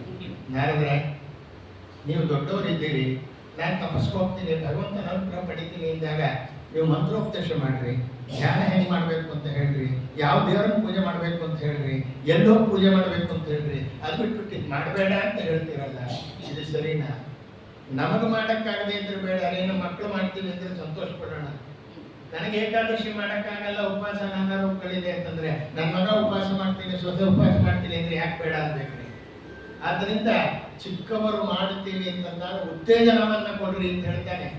ನಾರದರಂದ್ರು, ಈ ಧ್ರುವಂಗೆ ನಾನು ಉಪದೇಶ ಮಾಡಬೇಕು, ನನಗೆ ಒಂದು ಉಪದೇಶ ಮಾಡ್ತಾನೋ ಗೊತ್ತಾಗ್ತಿಲ್ಲ ಎಂಬುದಾಗಿ ತಾವು ಅಂದುಕೊಂಡು ಏನ್ ಮಾಡ್ಬೇಕಪ್ಪ, ಹೋಗು ಮಧುವನ ಅಂತ ಇದೆ, ಅಲ್ಲಿ ಹೋಗು, ವಾಸುದೇವನನ್ನ ಧ್ಯಾನ ಮಾಡು ಅಂತ ಅವನ ತಲೆಯ ಮೇಲೆ ಕೈ ಇಟ್ಬಿಟ್ಟು ಓಂ ನಮೋ ಭಗವತೆ ವಾಸುದೇವಾಯ, ಓಂ ನಮೋ ಭಗವತೆ ವಾಸುದೇವಾಯ ಅಂತ ಹೇಳಿ ಉಪದೇಶವನ್ನ ಮಾಡಿದರು. ಆ ಉಪದೇಶ ಮಾಡಿದ್ದಲ್ಲ, ವಾಸುದೇವನ ಬಿಂಬ ರೂಪವನ್ನ ಇವನ ಒಳಗೆ ಇಟ್ಟುಬಿಟ್ರು. ನಾರದರೊಂದು ಸುಮ್ಮನೆ ಏನದು ನಾರಂ ದದಾತಿ ನಾರದ ಅಂತ. ದೋಷಗಳು ಇಲ್ಲದ ಶುದ್ಧವಾದ ಜ್ಞಾನವನ್ನ ಯಾರು ಕೊಡ್ತಾರೆ ಅವರಿಗೆ ನಾರದರು ಎಂಬುದಾಗಿ ನಾವು ಕರೆಯುತ್ತಾ ಇದ್ದಾರೆ. ನಾರದರ ಸ್ಮರಣ ನಮಗೆ ಇಲ್ಲಿ ಬಂತು ಅಂದ್ರೆ ಇಲ್ಲಿ ನಾರದರು ಒಂದು ರೂಪದಿಂದ ಇರ್ತಾರೆ ಎಂಬುದಾಗಿ ತಾವು ಹೇಳ್ತಾ ಇದ್ದಾರೆ. ಇವನು 1, 2, 3, 4, 5, 6 ತಿಂಗಳು ತಪಸ್ಸು ಮಾಡ್ತಾನೆ. ಒಂದೊಂದು ತಿಂಗಳಿಗೂ ಉಪವಾಸಗಳು ಜಾಸ್ತಿ ಮಾಡ್ತಾನೆ. ಹಣ್ಣು ಹಂಪಲುಗಳನ್ನು ತಿಂತ ಇದ್ದ ಮೊದಲ ತಿಂಗಳು, ಅದನ್ನು ಬಿಟ್ಟ ಎಲೆಯನ್ನು ತಿಂದ, ಅದನ್ನು ಬಿಟ್ಟ ನೀರನ್ನು ಕುಡಿದ, ಅದನ್ನು ಬಿಟ್ಟು ಗಾಳಿಯನ್ನು ಸೇವಿಸಿದ, ಗಾಳಿಯನ್ನು ಪ್ರಾಣಾಯಾಮ ಮಾಡಿ ಉಸಿರಾಡದೆ ತಪಸ್ಸನ್ನು ಮಾಡ್ತಾ ಒಂಟಿ ಕಾಲಲ್ಲಿ ನಿಂತಾಗ ಭಗವಂತ ಪ್ರತ್ಯಕ್ಷನಾದರೂ ಕಣ್ಣು ತೆರೆಯಲಿಲ್ಲ. ನಿಂತುಕೊಂಡು ತಪಸ್ಸು ಮಾಡ್ತಾ ಇದ್ದಾನೆ. ಓಂ ನಮೋ ಭಗವತೆ ವಾಸುದೇವಾಯ ಅಂತ. ಆಗ ಭಗವಂತ ಒಳಗೆ ಇರುವ ರೂಪವನ್ನು ಮರೆ ಮಾಡಿದ. ಯಾವಾಗ ಒಳಗಿನ ರೂಪವನ್ನು ಮರೆ ಮಾಡಿದ, ಕಣ್ಣು ತೆರೆದ, ಒಳಗಿರುವ ರೂಪ ಹೊರಗೆ ಬಂದು ನಿಂತಿದೆ. ಭಗವಂತ ತನ್ನ ಒಂದು ಶಂಖದಿಂದ ಬಲಗಡೆಯ ಕಪೋಲವನ್ನು ಸ್ಪರ್ಶ ಮಾಡಿದ. ಕಪೋಲೆ ವಸತೆಯ ವಾಣಿ ಎನ್ನುತ್ತೆ ಭಾಗವತ. ನಮ್ಮ ನೋಡುವವರ ಕಣ್ಣಿಗೆ ಶಂಖವನ್ನು ಸ್ಪರ್ಶ ಮಾಡಿದ ಅಂತ ಅರ್ಥ. ಆದರೆ ಶಂಖ ಯಾವುದು? ವೇದಾಭಿಮಾನಿಯಾಗಿರ್ತಕ್ಕಂಥ ಲಕ್ಷ್ಮೀದೇವಿ. ವೇದ, ಉಪವೇದ, ನಿವೃತ್ತಿ, ಛಂದಸ್ಸು, ತರ್ಕ ಎಲ್ಲವನ್ನ ಸಹ ಅದರ ಮೂಲಕ ಉಪದೇಶ ಮಾಡಿಬಿಟ್ಟಂತೆ. ಹಿಂದೆ ಗುರುಗಳ ಮನೆಯಲ್ಲಿ 12 ವರ್ಷಗಳ ಕಾಲ ಸೇವೆ ಮಾಡ್ತಾ ದನ ಕಾಯೋದು, ಪಾತ್ರೆ ತೊಳೆಯೋದು, ಬಟ್ಟೆ ಒಗೆಯೋದು ಸೇವೆ ಮಾಡ್ತಾ ಇದ್ದಾಗೆ ಆ ಗುರು ತಲೆ ಮೇಲೆ ಕೈ ಇಟ್ಟು ನಿಂಗೆಲ್ಲ ವಿದ್ಯೆ ಬಂತು ಹೋಗು ಅಂದ್ರೆ ಬರ್ತಾ ಇತ್ತಂತೆ. ಅಂತದ್ರಲ್ಲಿ ಭಗವಂತನೇ ಒಂದು ಶಂಖವನ್ನು ಇವನ ಬಲಕಪಾಲಕ್ಕೆ ಸ್ಪರ್ಶ ಮಾಡುವ ಮೂಲಕ ಅಂತರಂಗದಲ್ಲಿ ಪ್ರವೇಶ ಮಾಡಿದ್ದಂತೆ. ಆಗ ಇವನ ಬಾಯಿಂದ ಬಂದದ್ದೇ ಯೋಂತ ಪ್ರವಿಶ್ಯ ಮಮ ವಾಚಮಿಮಾಂ ಪ್ರಸುಪ್ತಾಂ ಸಂಜೀವಯತ್ಯಖಿಲ ಶಕ್ತಿಧರ ಸ್ವಧಾಮ್ನ ಅನ್ಯಾಶ್ಚಾಸ್ತ ಚರಣ ಶ್ರವಣತ್ವಗಾದಿ ಪ್ರಾಣಾನ್ ನಮೋ ಭಗವತೆ ಪುರುಷಾಯ ತುಭ್ಯಂ ಯೋ ಅಂತ ಪ್ರವಿಶ್ಯ. ಸ್ವಾಮಿ, ನೀನು ನನ್ನ ಅಂತರಂಗದಲ್ಲಿ ಪ್ರವೇಶ ಮಾಡಿದ್ದೀಯಾ, ನೆಲೆಸಿದೆಯಾ, ಮಂತವ್ಯವನ್ನ ಮಾಡಿದ್ದೀಯಾ. ಅಂತ್ಯವಿಲ್ಲದ ನಿನ್ನ ಮಹಿಮೆಗೆ ಸ್ತುತಿಸುವುದು ಹೆಂಗೆ ನಾನು? ಕಂತು ಪಿತ, ನೀನು ಇಂದ್ರಿಯಗಳಲ್ಲಿ ನಿಂತು ನಡೆಸದಿದ್ದರೆ ನಾನೆಂತೂ ನಡೆಸ್ತೇನೆ? ನನಗೇನು ಸ್ವತಂತ್ರ ಇದೆ? ಹರಿ, ನಿನ್ನಿಂದಲೇ ಜಗದ ಸೃಷ್ಟಿ, ನಿನ್ನಿಂದಲೇ ಜಗದ ರಕ್ಷಣೆ, ನಿನ್ನಿಂದಲೇ ಜಗಕ್ಕೆ ಕೈವಲ್ಯ ಪದ. ನೀನೊಬ್ಬನೇ ಮುಕುತಿದಾತ. ನಿನಗೆ ಶರಣು ಅಂತ ಅನ್ನದೆ ನನ್ನನ್ನು ಇನ್ಯಾರು ಪರಿತಾರಪ್ಪ. ಅನ್ಯಾಸ್ತ ಚರಣ ಶ್ರವಣತ್ವಗಾದಿ. ಬರೀ ಕೇಳೋದು ನಿಂದದು. ಆದ್ರಿಂದ ನಿಂಗೆ ಕೈನ ಅಲ್ಲಾಡಿಸಿದ್ರೆ ಅದು ನಿನ್ನ ಶಕ್ತಿ ಕಣೋ. ಒಬ್ಬನಲ್ಲಿ ನಿಂದಾಡುವನು, ಒಬ್ಬನಲ್ಲಿ ನೋಡುವನು. ಎಲ್ಲ ಇಂದ್ರಿಯಗಳಲ್ಲಿ ನಿಂತುಕೊಂಡು ನೀನು ನನ್ನಿಂದ ಸೂರ್ಯನಲ್ಲಿ ನಿಂತುಕೊಳ್ತೀಯ, ನನ್ನ ಕಣ್ಣಿನಲ್ಲಿ ನಿಂತುಕೊಳ್ತೀಯ, ನೋಡ್ತೀಯ, ದಿಗ್ದೇವತೆಗಳಲ್ಲಿ ನಿಂತ್ಕೋತೀಯ, ನನ್ನ ಕಿವಿಗಳಲ್ಲಿ ನೆಲೆಸ್ತೀಯ, ಕೇಳ್ತೀಯ.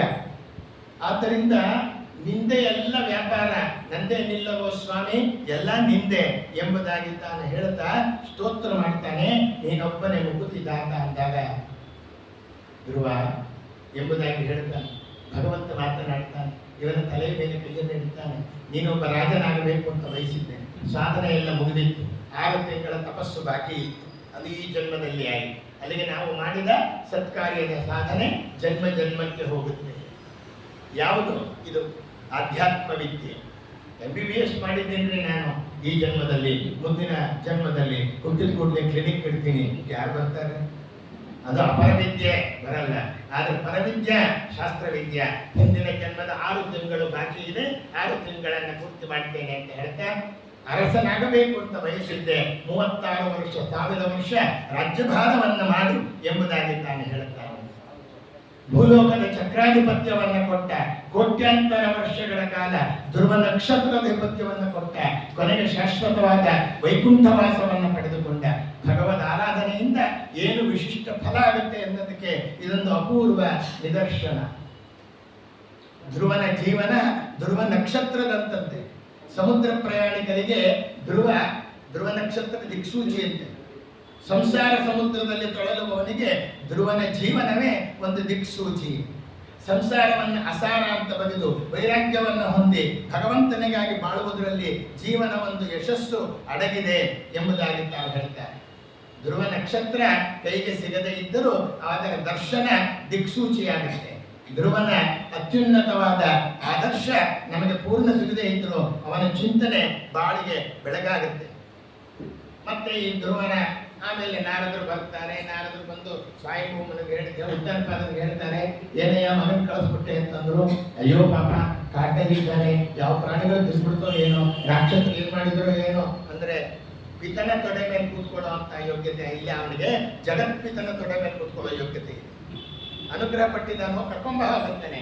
ಆಗ ಮಂಗಳವಾದ್ಯದ ಸಮೇತ ಧ್ರುವನನ್ನು ಕರೆದುಕೊಂಡು ಬಂದು ರಾಜ್ಯಭಾರವನ್ನು ಅವನಿಗೆ ವಹಿಸಿದರೆ 36,000 ವರ್ಷ ರಾಜ್ಯಭಾರವನ್ನು ಮಾಡ್ತಾನೆ. ಈ ಸಂದರ್ಭದಲ್ಲಿ ಇವನ ತಮ್ಮ ಉತ್ತಮ ಅನ್ನವನನ್ನ ಯಕ್ಷರು ಕೊಂದು ಬಿಡ್ತಾರೆ. ಯಕ್ಷ ಲೋಕಕ್ಕೆ ಮುತ್ತಿಗೆ ಹಾಕ್ತಾನೆ. ಯಕ್ಷಲೋಕ ಇಲ್ಲ ಅನ್ನಿಸ್ಬಿಡ್ತೀನಿ ಅಂತ ಹೋಗ್ತಾನೆ. ಆಗ ಸ್ವಯಂಭೂಮನು ಅಲ್ಲಿಗೆ ಬರ್ತಾನೆ, ಬ್ರಹ್ಮದೇವರು ಬರ್ತಾರೆ. ಎಲ್ಲ ಹರಿಚಿತ್ತದಂತೆ ಆಗಿದೆಯಪ್ಪ, ಆದ್ರಿಂದ ಆ ಥರ ಎಲ್ಲ ಮಾಡಬೇಡ, ನಿನ್ನ ತಮ್ಮನನ್ನ ಯಕ್ಷರು ಕೊಂದದ್ದು ಅಲ್ಲ, ನೀನು ಯಕ್ಷರನ್ನ ಕೊಂದದ್ದು ಅಲ್ಲ ಎಂಬುದಾಗಿ ಹೇಳಿ ಸಮಾಧಾನ ಮಾಡಿ, ಮುಂದೆ ನನಗೆ ಶಿವಶುಮಾರ ಲೋಕ ಅನ್ನೋದನ್ನ ಕೊಡ್ತೀನಿ ಎಂದಾಗ, ನನ್ನ ತಾಯಿಗೆ ಮೊದಲು ಸದ್ಗತಿ ಕೊಡ್ರಿ ಅಂದ್ರು. ನಿನ್ನಂತ ಮಗ ಹುಟ್ಟಿದ ಮೇಲೆ ತಾಯಿಗೆ ಸದ್ಗತಿ ಇಲ್ಲದೆ ಇರುತ್ತೇನೋ, ನೋಡಲು ಹೋಗ್ತಾ ಇದ್ದಾರೆ ಎಂಬುದಾಗಿ ಅವರನ್ನ ತೋರಿಸ್ತಾರೆ ಎಂಬತಕ್ಕಂಥ ವಿಚಾರವನ್ನು ತಾವು ಹೇಳ್ತಾರೆ. ಹೀಗೆ ಧರೆಯನ್ನು ಆಳುವಂತಹ ಕಾಲದಲ್ಲಿ ಧ್ರುವ ಭ್ರಮ ಮತ್ತು ಇಳಿ ಇಬ್ಬರನ್ನ ಮದುವೆ ಆಗ್ತಾನೆ. ವಾಯುದೇವರ ಮಗಳವಳು, ಸಾಮಾನ್ಯ ಅಲ್ಲ, ಅಂದ್ರೆ ವಾಯುದೇವರಿಗೆ ಅಳಿಯ ಆದ ಯಾರು ನಮ್ಮ ಧ್ರುವ. ಆಮೇಲೆ ನಕ್ಷತ್ರ ಪದವಿ ಪಡಿತಾನೆ. ಈ ಒಂದು ಧ್ರುವನ ವಂಶದಲ್ಲಿ ಬಂದಿರತಕ್ಕಂಥವನೇ ಅಂಗರಾಜನ ಮಗ ವೇನ. ಅವನೇ ಮುಂದೆ ಪೌಂಡ್ರಕ ವಾಸುದೇವ ಆಗ್ತಾನೆ. ಭಗವಂತನಾದ ಕೃಷ್ಣನಾದ ದ್ವೇಷ ಮಾಡುತ್ತಾನೆ, ಅವನಿಂದಲೇ ಹತನಾಗಿದ್ದಾನೆ. ಆ ವೇನರಾಜ ರಾಜನನ್ನಾಗಿ ಮಾಡಿದಾಗ ಅವನಿಂದ ಇನ್ಮೇಲೆ ರಾಜರಾಜೇಶ್ವರ ರೂಪ ಅನ್ನೋದು ರಾಜನಲ್ಲಿ ಇರುತ್ತೆ. ಆದ್ದರಿಂದ ನೀವೆಲ್ಲ ಏನ್ ಮಾಡಬೇಕು ಎಂಬುದಾಗಿ ಹೇಳಿದ್ರೆ ರಾಜನ ಪೂಜೆ ಮಾಡಬೇಕು. ಲಕ್ಷ್ಮೀನಾರಾಯಣ ಪ್ರೇರಣ್ಯ, ಲಕ್ಷ್ಮೀ ನರಸಿಂಹ ಪ್ರೇರಣ್ಯ ಬಿಟ್ಬಿಟ್ರಿ, ವೇದ ಪ್ರೇರಣ್ಯ, ವೇದ ಪ್ರೀತ್ಯರ್ಥಂ ಅಂತ ಹೇಳ್ರಿ. ನಾನೇ ಬ್ರಹ್ಮ ಅನ್ನೋದಕ್ಕೆ ಅವನೇ ಮೊದಲಿಗೆ, ಆಮೇಲೆ ಬಂದಿದ್ದು ಬಾಕಿ ಅವ್ರದ್ದೆಲ್ಲ. ಅದಕ್ಕೆ ಹೇಳಿದ್ರು, ವೇನನ ಕುಮತವ ಬೋಧಿಪುನರಿತು ಜ್ಞಾನಿತ ಪವಮಾನ ಆ ಮಾನನಿಧಿ ಮಧ್ವಾಕ್ಯನೆಂದೆನಿಸಿದ ಅಂತ ಹೇಳಿದ್ದು. ಆದ್ದರಿಂದ ಆ ಮತಕ್ಕೆ ಅವನೇ ಮೂಲ ಎಂಬುದಾಗಿ ತಾವು ಹೇಳ್ತಾ ಇದ್ದಾರೆ. ಹಿತನುಡಿಗಳನ್ನು ಹೇಳ್ತಾರೆ. ನೋಡಪ್ಪ, ನೀವೆಲ್ಲೋ ಒಂದ್ ಕಡೆ ಬಸವೇಶ್ವರನ ಒಂದು ಮೂಲೆಯಲ್ಲಿ ಒಂದು ಭಾಗವತ ಹೇಳಿದರೆ ದೇಶಕ್ಕೆ ಒಳ್ಳೇದಾಗುತ್ತೆ ಅಂದ್ರೆ, ಯಾರು ಎಲ್ಲೇ ಸತ್ಕಾರ್ಯ ಮಾಡಿದರೂ ಅದರ 6ನೇ 1 ಭಾಗ ಪುಣ್ಯ ದೇಶ ಆಳುವವರಿಗೆ ಹೋಗ್ತದೆ. ಇವತ್ತು ಎಷ್ಟು ಕಡೆ ಸತ್ಯ ಕಾರ್ಯಗಳು ನಡೀತಾ ಇದೆ, ಅದೆಲ್ಲ 6ನೇ 1 ಭಾಗ ಪುಣ್ಯ ಹೋಗಿ ದೇಶ ಎಷ್ಟು ಮಟ್ಟಿಗಿರೋದು. ಅದಕ್ಕೆ ಹಿಂದೆ ರಾಜಾದಿರಾಜ ದೇವಾಲಯಗಳಲ್ಲಿ ಪೂಜೆ ಎಲ್ಲ ಮಾಡಿದ್ರಿ ಅಂತ ಹೇಳೋರು. ಇವತ್ತು ಮುದ್ರಾ ಇಲಾಖೆ ಇದೆ, ಅದು ಪೂಜೆ ನಿಂತೋಗಿದೆ ಅಷ್ಟೇ. ಅವ್ರ ಕಡೆಯಿಂದ ಆಗೋ ಹುಂಡಿಗೆ ಹಣ ಬರುತ್ತೋ ತೊಗೊಂಡು ಹೋಗ್ತಿರ್ತಾರೆ ಅಷ್ಟೇ. ಆದ್ದರಿಂದ ಹಂಗಾಗಬಾರದು. ರಾಜನ ಕರ್ತವ್ಯ ಏನು, ತಾನು ಕೂತ್ಕೊಂಡು ಪೂಜೆ ಮಾಡೋಕ್ಕಾಗದೇ ಇದ್ರು ಬೇಡ, ತನ್ನ ಊರಿನಲ್ಲಿ ಪೂಜೆ ಮಾಡೋರಿಗೆ ಸಹಕಾರ ಕೊಡ್ರಿ ಎಂಬುದಾಗಿ. ಧರ್ಮರಾಜ ಆಳುವ ಕಾಲದಲ್ಲಿ ಭೀಮಸೇನ ದೇವರು ಮನೆಗೆ ಹೋಗಿ, ನಿಂಗೆ ಸಾಲಿಗ್ರಾಮ ಬೇಕಾ, ಚಕ್ರಾಂತಿ ಬೇಕಾ, ಪೂಜೆ ಮಾಡೋ ವಿಧಾನ ಗೊತ್ತಿಲ್ವಾ ನಿಂಗೆ, ಸಂಧ್ಯಾವಂದನೆ ಮಾಡೋ ವಿಧಾನ ಗೊತ್ತಿಲ್ವಾ, ನಾ ಹೇಳ್ಕೊಡ್ತೀನಿ ಕೇಳು ಅಂತೆಲ್ಲ ಟ್ರೈನಿಂಗ್ ಸೆಂಟರ್ ಮಾಡಿತ್ತು ಮನೆಯನ್ನು. ರಾಮರಾಜ್ಯದಲ್ಲಿ ಹಾಗೆ ನಡೀತಾ ಇತ್ತು. ವರ್ಣಾಶ್ರಮ ಧರ್ಮಗಳನ್ನು ಯಾರು ತಪ್ಪದೆ ನಡೆಸ್ತಾ ಇದ್ರು ಎಂಬುದಾಗಿ ತಾವು ಹೇಳ್ತಾರೆ. ಆಗ ಇವರೆಲ್ಲ ಹೇಳಿದ್ರು, ನಮ್ಮ ಮಾತು ನೀನು ಕೇಳಲ್ಲ ಅಲ್ವಾ, ಹುಂಕಾರ ಮಾತ್ರದಿಂದ ನಿನ್ನ ಸಂಹಾರವನ್ನು ಮಾಡ್ತೀನಿ ಅಂತ ಹುಂಕಾರ ಮಾತ್ರದಿಂದ ಸಂಹಾರವನ್ನು ಮಾಡಿದರು. ಆವಾಗ ರಾಜ ಇಲ್ಲದ ಅರಾಜಕತೆ ಆಗುತ್ತೆ ಅಂತ ಅವನ ತೊಡೆಯನ್ನು ಮತನ ಮಾಡಿದಾಗ ನಿಷಾದ ಕುಲಕ್ಕೆ ಅಧಿಪತಿ ಒಬ್ಬನು ಬರ್ತಾನೆ, ನಿಷೀದ ಕುತ್ಕೊಳ್ಳಕ್ಕ ಅಂತಂದ್ರು. ಆಮೇಲೆ ಅವನ ಕೈಗಳನ್ನು ಮತನ ಮಾಡ್ತಾರೆ. ಋತು ಚಕ್ರವರ್ತಿ ಎಂಬತಕ್ಕಂಥವನು ಬಂದ ಎಂಬುದಾಗಿ ತಾವು ಹೇಳ್ತಾ ಇದ್ದಾರೆ. ಆದ್ದರಿಂದ ಅರ್ಚಿದೇವಿ ಅಂತ ಲಕ್ಷ್ಮೀದೇವಿಯ ಒಂದು ರೂಪ ಅದು ಆಯಿತು ಅಂತಂದ್ರು. ಈ ಪೃಥು ಚಕ್ರವರ್ತಿ ನೋಡಿದ ಎಲ್ಲ ಕಡೆ ಅಲ್ಲೋಲ, ಜೀವನ ಮಾಡಕ್ಕೆ ಜಾಗನೇ ಇಲ್ಲ, ಬೆಟ್ಟಗಳು ಗುಡ್ಡಗಳು ಮರಗಳು ಎಲ್ಲ ಇದೆ. ತಾನು ಖಡ್ಗವನ್ನು ತಗೊಂಡು ಎಲ್ಲ ಕಡಿದು ಸಮತಟ್ಟನ್ನಾಗಿ ಮಾಡಿ, ಗ್ರಾಮಗಳನ್ನಾಗಿ ಪಟ್ಟಣಗಳನ್ನಾಗಿ ಮಾಡಿ ಜೀವನ ಮಾಡಕ್ಕೆ ಅನುಕೂಲ ಮಾಡಿಕೊಡ್ತೀನಿ ಅಂತ ಹೇಳಿ ಪೃಥ್ವಿ ಅಂತ ಕರೆಸ್ತು. ಈ ಭೂಮಿ ಬೆಳೆನೇ ಕೊಡಲಿಲ್ಲ. ಭೂದೇವಿಯನ್ನು ಕೇಳಿದ, ಯಾಕೆ ಬೆಳೆ ಕೊಡಲಿಲ್ಲ ಅಂತ. ನಾನೇನು ಮಾಡಲಪ್ಪ, ನಿಮ್ಮಪ್ಪ ಆಗಿರ್ತಕ್ಕಂಥ ವೇನ ಎಲ್ಲ ಹವನ ಮಾಡಲಿಲ್ಲ, ಹೋಮ ಮಾಡಲಿಲ್ಲ, ಎಲ್ಲ ತಾನೇ ನುಂಗ್ಬಿಟ್ಟ, ಅದಕ್ಕೆ ನಾನು ಕೊಟ್ಟಿಲ್ಲ. ಹಾಗಾದ್ರೆ ನೀನು ಸಂಹಾರ ಮಾಡ್ಬಿಡ್ತೀನಿ ಅಂತ ಅವಳು ಗೋವೇಷ ಹಾಕೊಂಡ್ರು.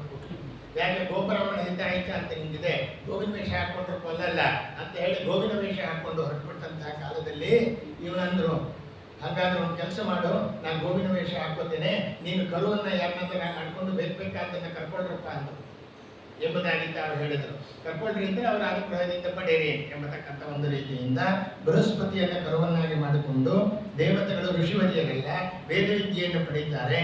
ಇಂದ್ರನನ್ನ ಕರುವನ್ನಾಗಿ ಮಾಡಿಕೊಂಡು ಸೋಮರಸವನ್ನು ಪಡೀತಾರೆ ದೇವತೆಗಳು. ಪ್ರಹ್ಲಾದನನ್ನ ನೆಪ ಮಾಡಿಕೊಂಡು ಸುರೆಯನ್ನು ಪಡೀತಾರೆ ಅಸುರರು. ಸ್ವಯಂಭೂ ಮನುವನ್ನ ಕರುವನ್ನಾಗಿ ಮಾಡಿಕೊಂಡು ಧಾನ್ಯಗಳನ್ನು ಪಡೀತಾರೆ.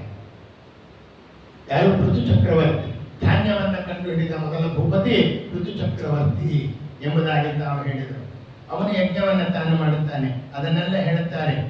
ಸನಕ ಸನಂದನಾದಿಗಳು ಬರ್ತಾರೆ. ಋತುರಾಜನನ್ನ ಹೊಗಳ್ತಾ ಇರ್ತಾರೆ. ಅನೇಕ ಜನ ಹೊಗಳ್ಬಿಟ್ರು. ಅವನು ಹೇಳ್ತಾನೆ, ನನ್ನ ಯಾಕೆ ಹೊಗಳ್ತೀರಿ? ಅವನು ವೇದ ಹೇಳ್ತಾ ಇದ್ದ, ನನ್ನನ್ನೇ ಹೊಗಳ್ರಿ ಅಂತ. ಅವನ ಮಗ ಇವರು ಹೇಳ್ತಾನೆ, ನರಸ್ತೋತ್ರಕ್ಕೆ ದೋಷಂ ತಮ್ಮ ನಾರಸಿಂಹಸ್ತು ತಿಂಸದ ನಾಶಯೇ ನರಜನ್ಮಾನೆ ಚೈವಮೇವನ ಸಂಶಯ.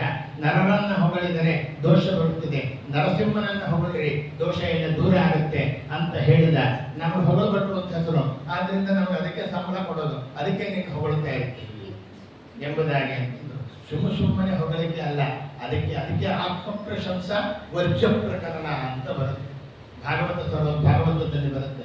ನಮ್ಮನ್ನು ನಾವು ಹೊಗಳಿಕೊಳ್ಳಬಾರದು ಎಂಬುದಾಗಿ ಹೇಳ್ತಾರೆ. ಮಹನ್ನಿಂದ ವರ್ಜ ಪ್ರಕರಣ ಅಂತ ಬರುತ್ತೆ. ದೊಡ್ಡವರನ್ನ ನಿಂದ ಮಾಡಬಾರದು ಎಂಬುದಾಗಿ. ಆದ್ದರಿಂದ ಯಾವುದೋ ಒಂದು ಕಾರಣದಿಂದ ವ್ಯಾಸರಾಜನಿಗೆ ಕೃಷ್ಣದೇವರಾಯ ಸಿಂಹಾಸನವನ್ನು ಕೊಟ್ಟು ಕೂತ್ಕೊಂಡ್ರೆ ಮೇಲ್ಗಡೆಗೆ ಅಂತ ಸಿಂಹಾಸನದ ಮೇಲೆ ಕೂತ್ಕೊಂಡು ವ್ಯಾಸರಾಜ ಎಂಬತಕ್ಕಂಥ ಹೆಸರಿನಿಂದ ಶಾಸನಗಳನ್ನು ಮಾಡಿದರು, ಪರಾಕನ್ನು ಹೇಳಿದರು. ಅದಕ್ಕೆ ವ್ಯಾಸರಾಜರ ಪರಾಕು ಅನ್ನೋದು ಪ್ರಾಚೀನದಿಂದ ಬಂದಿರತಕ್ಕಂಥ ಪರಾಕು. ಅದಿದೆ ಅಂತ ಎಲ್ಲರೂ ನಾವು ಮಾಡ್ಕೊಂತಿದ್ದಾರೆ, ಬೇರೆ ವಿಚಾರ. ಆದರೆ ಸಂಪ್ರದಾಯ ಎಂಬತಕ್ಕಂಥದ್ದು ಹಾಗೆ ಇರತಕ್ಕಂಥದ್ದು ಎಂಬುದಾಗಿ ತಾವು ಹೇಳ್ತಾ ಇದ್ದಾರೆ. ಪೃಥುವಿನ ವಂಶದಲ್ಲಿ ಬರಿಷ್ಪಂತ ಅಂತ ರಾಜ ಬರ್ತಾನೆ. ನಿತ್ಯ ಕ್ರತುವಿನಲ್ಲಿ ಅಂದ್ರೆ ಯಜ್ಞ ಮಾಡಿ ಮಾಡ್ತಾನಂತೆ. ಪೂರ್ವ ಪಶ್ಚಿಮ ದರ್ಬೆ ಹಾಕಿ ದರ್ಬೆ ಹಾಕಕ್ಕೆ ಜಾಗ ಇಲ್ಲ, ಆ ರೀತಿಯಲ್ಲಿ ಮಾಡಿದ್ದಾನಪ್ಪ ಎಂಬುದಾಗಿ ಹೇಳಿದರು. ಆ ಪ್ರಾಚೀನ ಬರೆಯ ರಾಜನಿಗೆ ನಾರದರು ಬರ್ತಾರೆ. ಏನು ಮಾಡ್ತಾ ಇದೀಯಾ ಅಂದ್ರು. ಯಜ್ಞ ಮಾಡ್ತಾ ಇದ್ದೀನಿ ಎಂಬತಕ್ಕಂಥ ವಿಚಾರವನ್ನು ತಾವು ಹೇಳ್ತಾ ಇರ್ತಕ್ಕಂತಹ ಕಾಲದಲ್ಲಿ ನೋಡಲ್ಲಿ ಯಜ್ಞ ಪಶು ಅಂತ ಅನ್ನೋದು ಎಷ್ಟೊಂದು ನಿಂತಿದೆ. ಈ ಯಜ್ಞ ಪಶುಗಳೆಲ್ಲ ನೀನು ಬಾ, ನಿನ್ನನ್ನು ಕೊಲ್ತೀನಿ ಅಂತ ಕಾಯ್ತಾ ನಿಂತಿದೆ. ಆದ್ದರಿಂದ ಹಾಗೆ ಆಗಬಾರ್ದಪ್ಪ ಅಂತ ಹೇಳಿ ಒಂದು ಕಥೆ ಹೇಳ್ತೀನಿ ಅಂತ ಒಂದು ಕಥೆ ಹೇಳ್ತಾರೆ.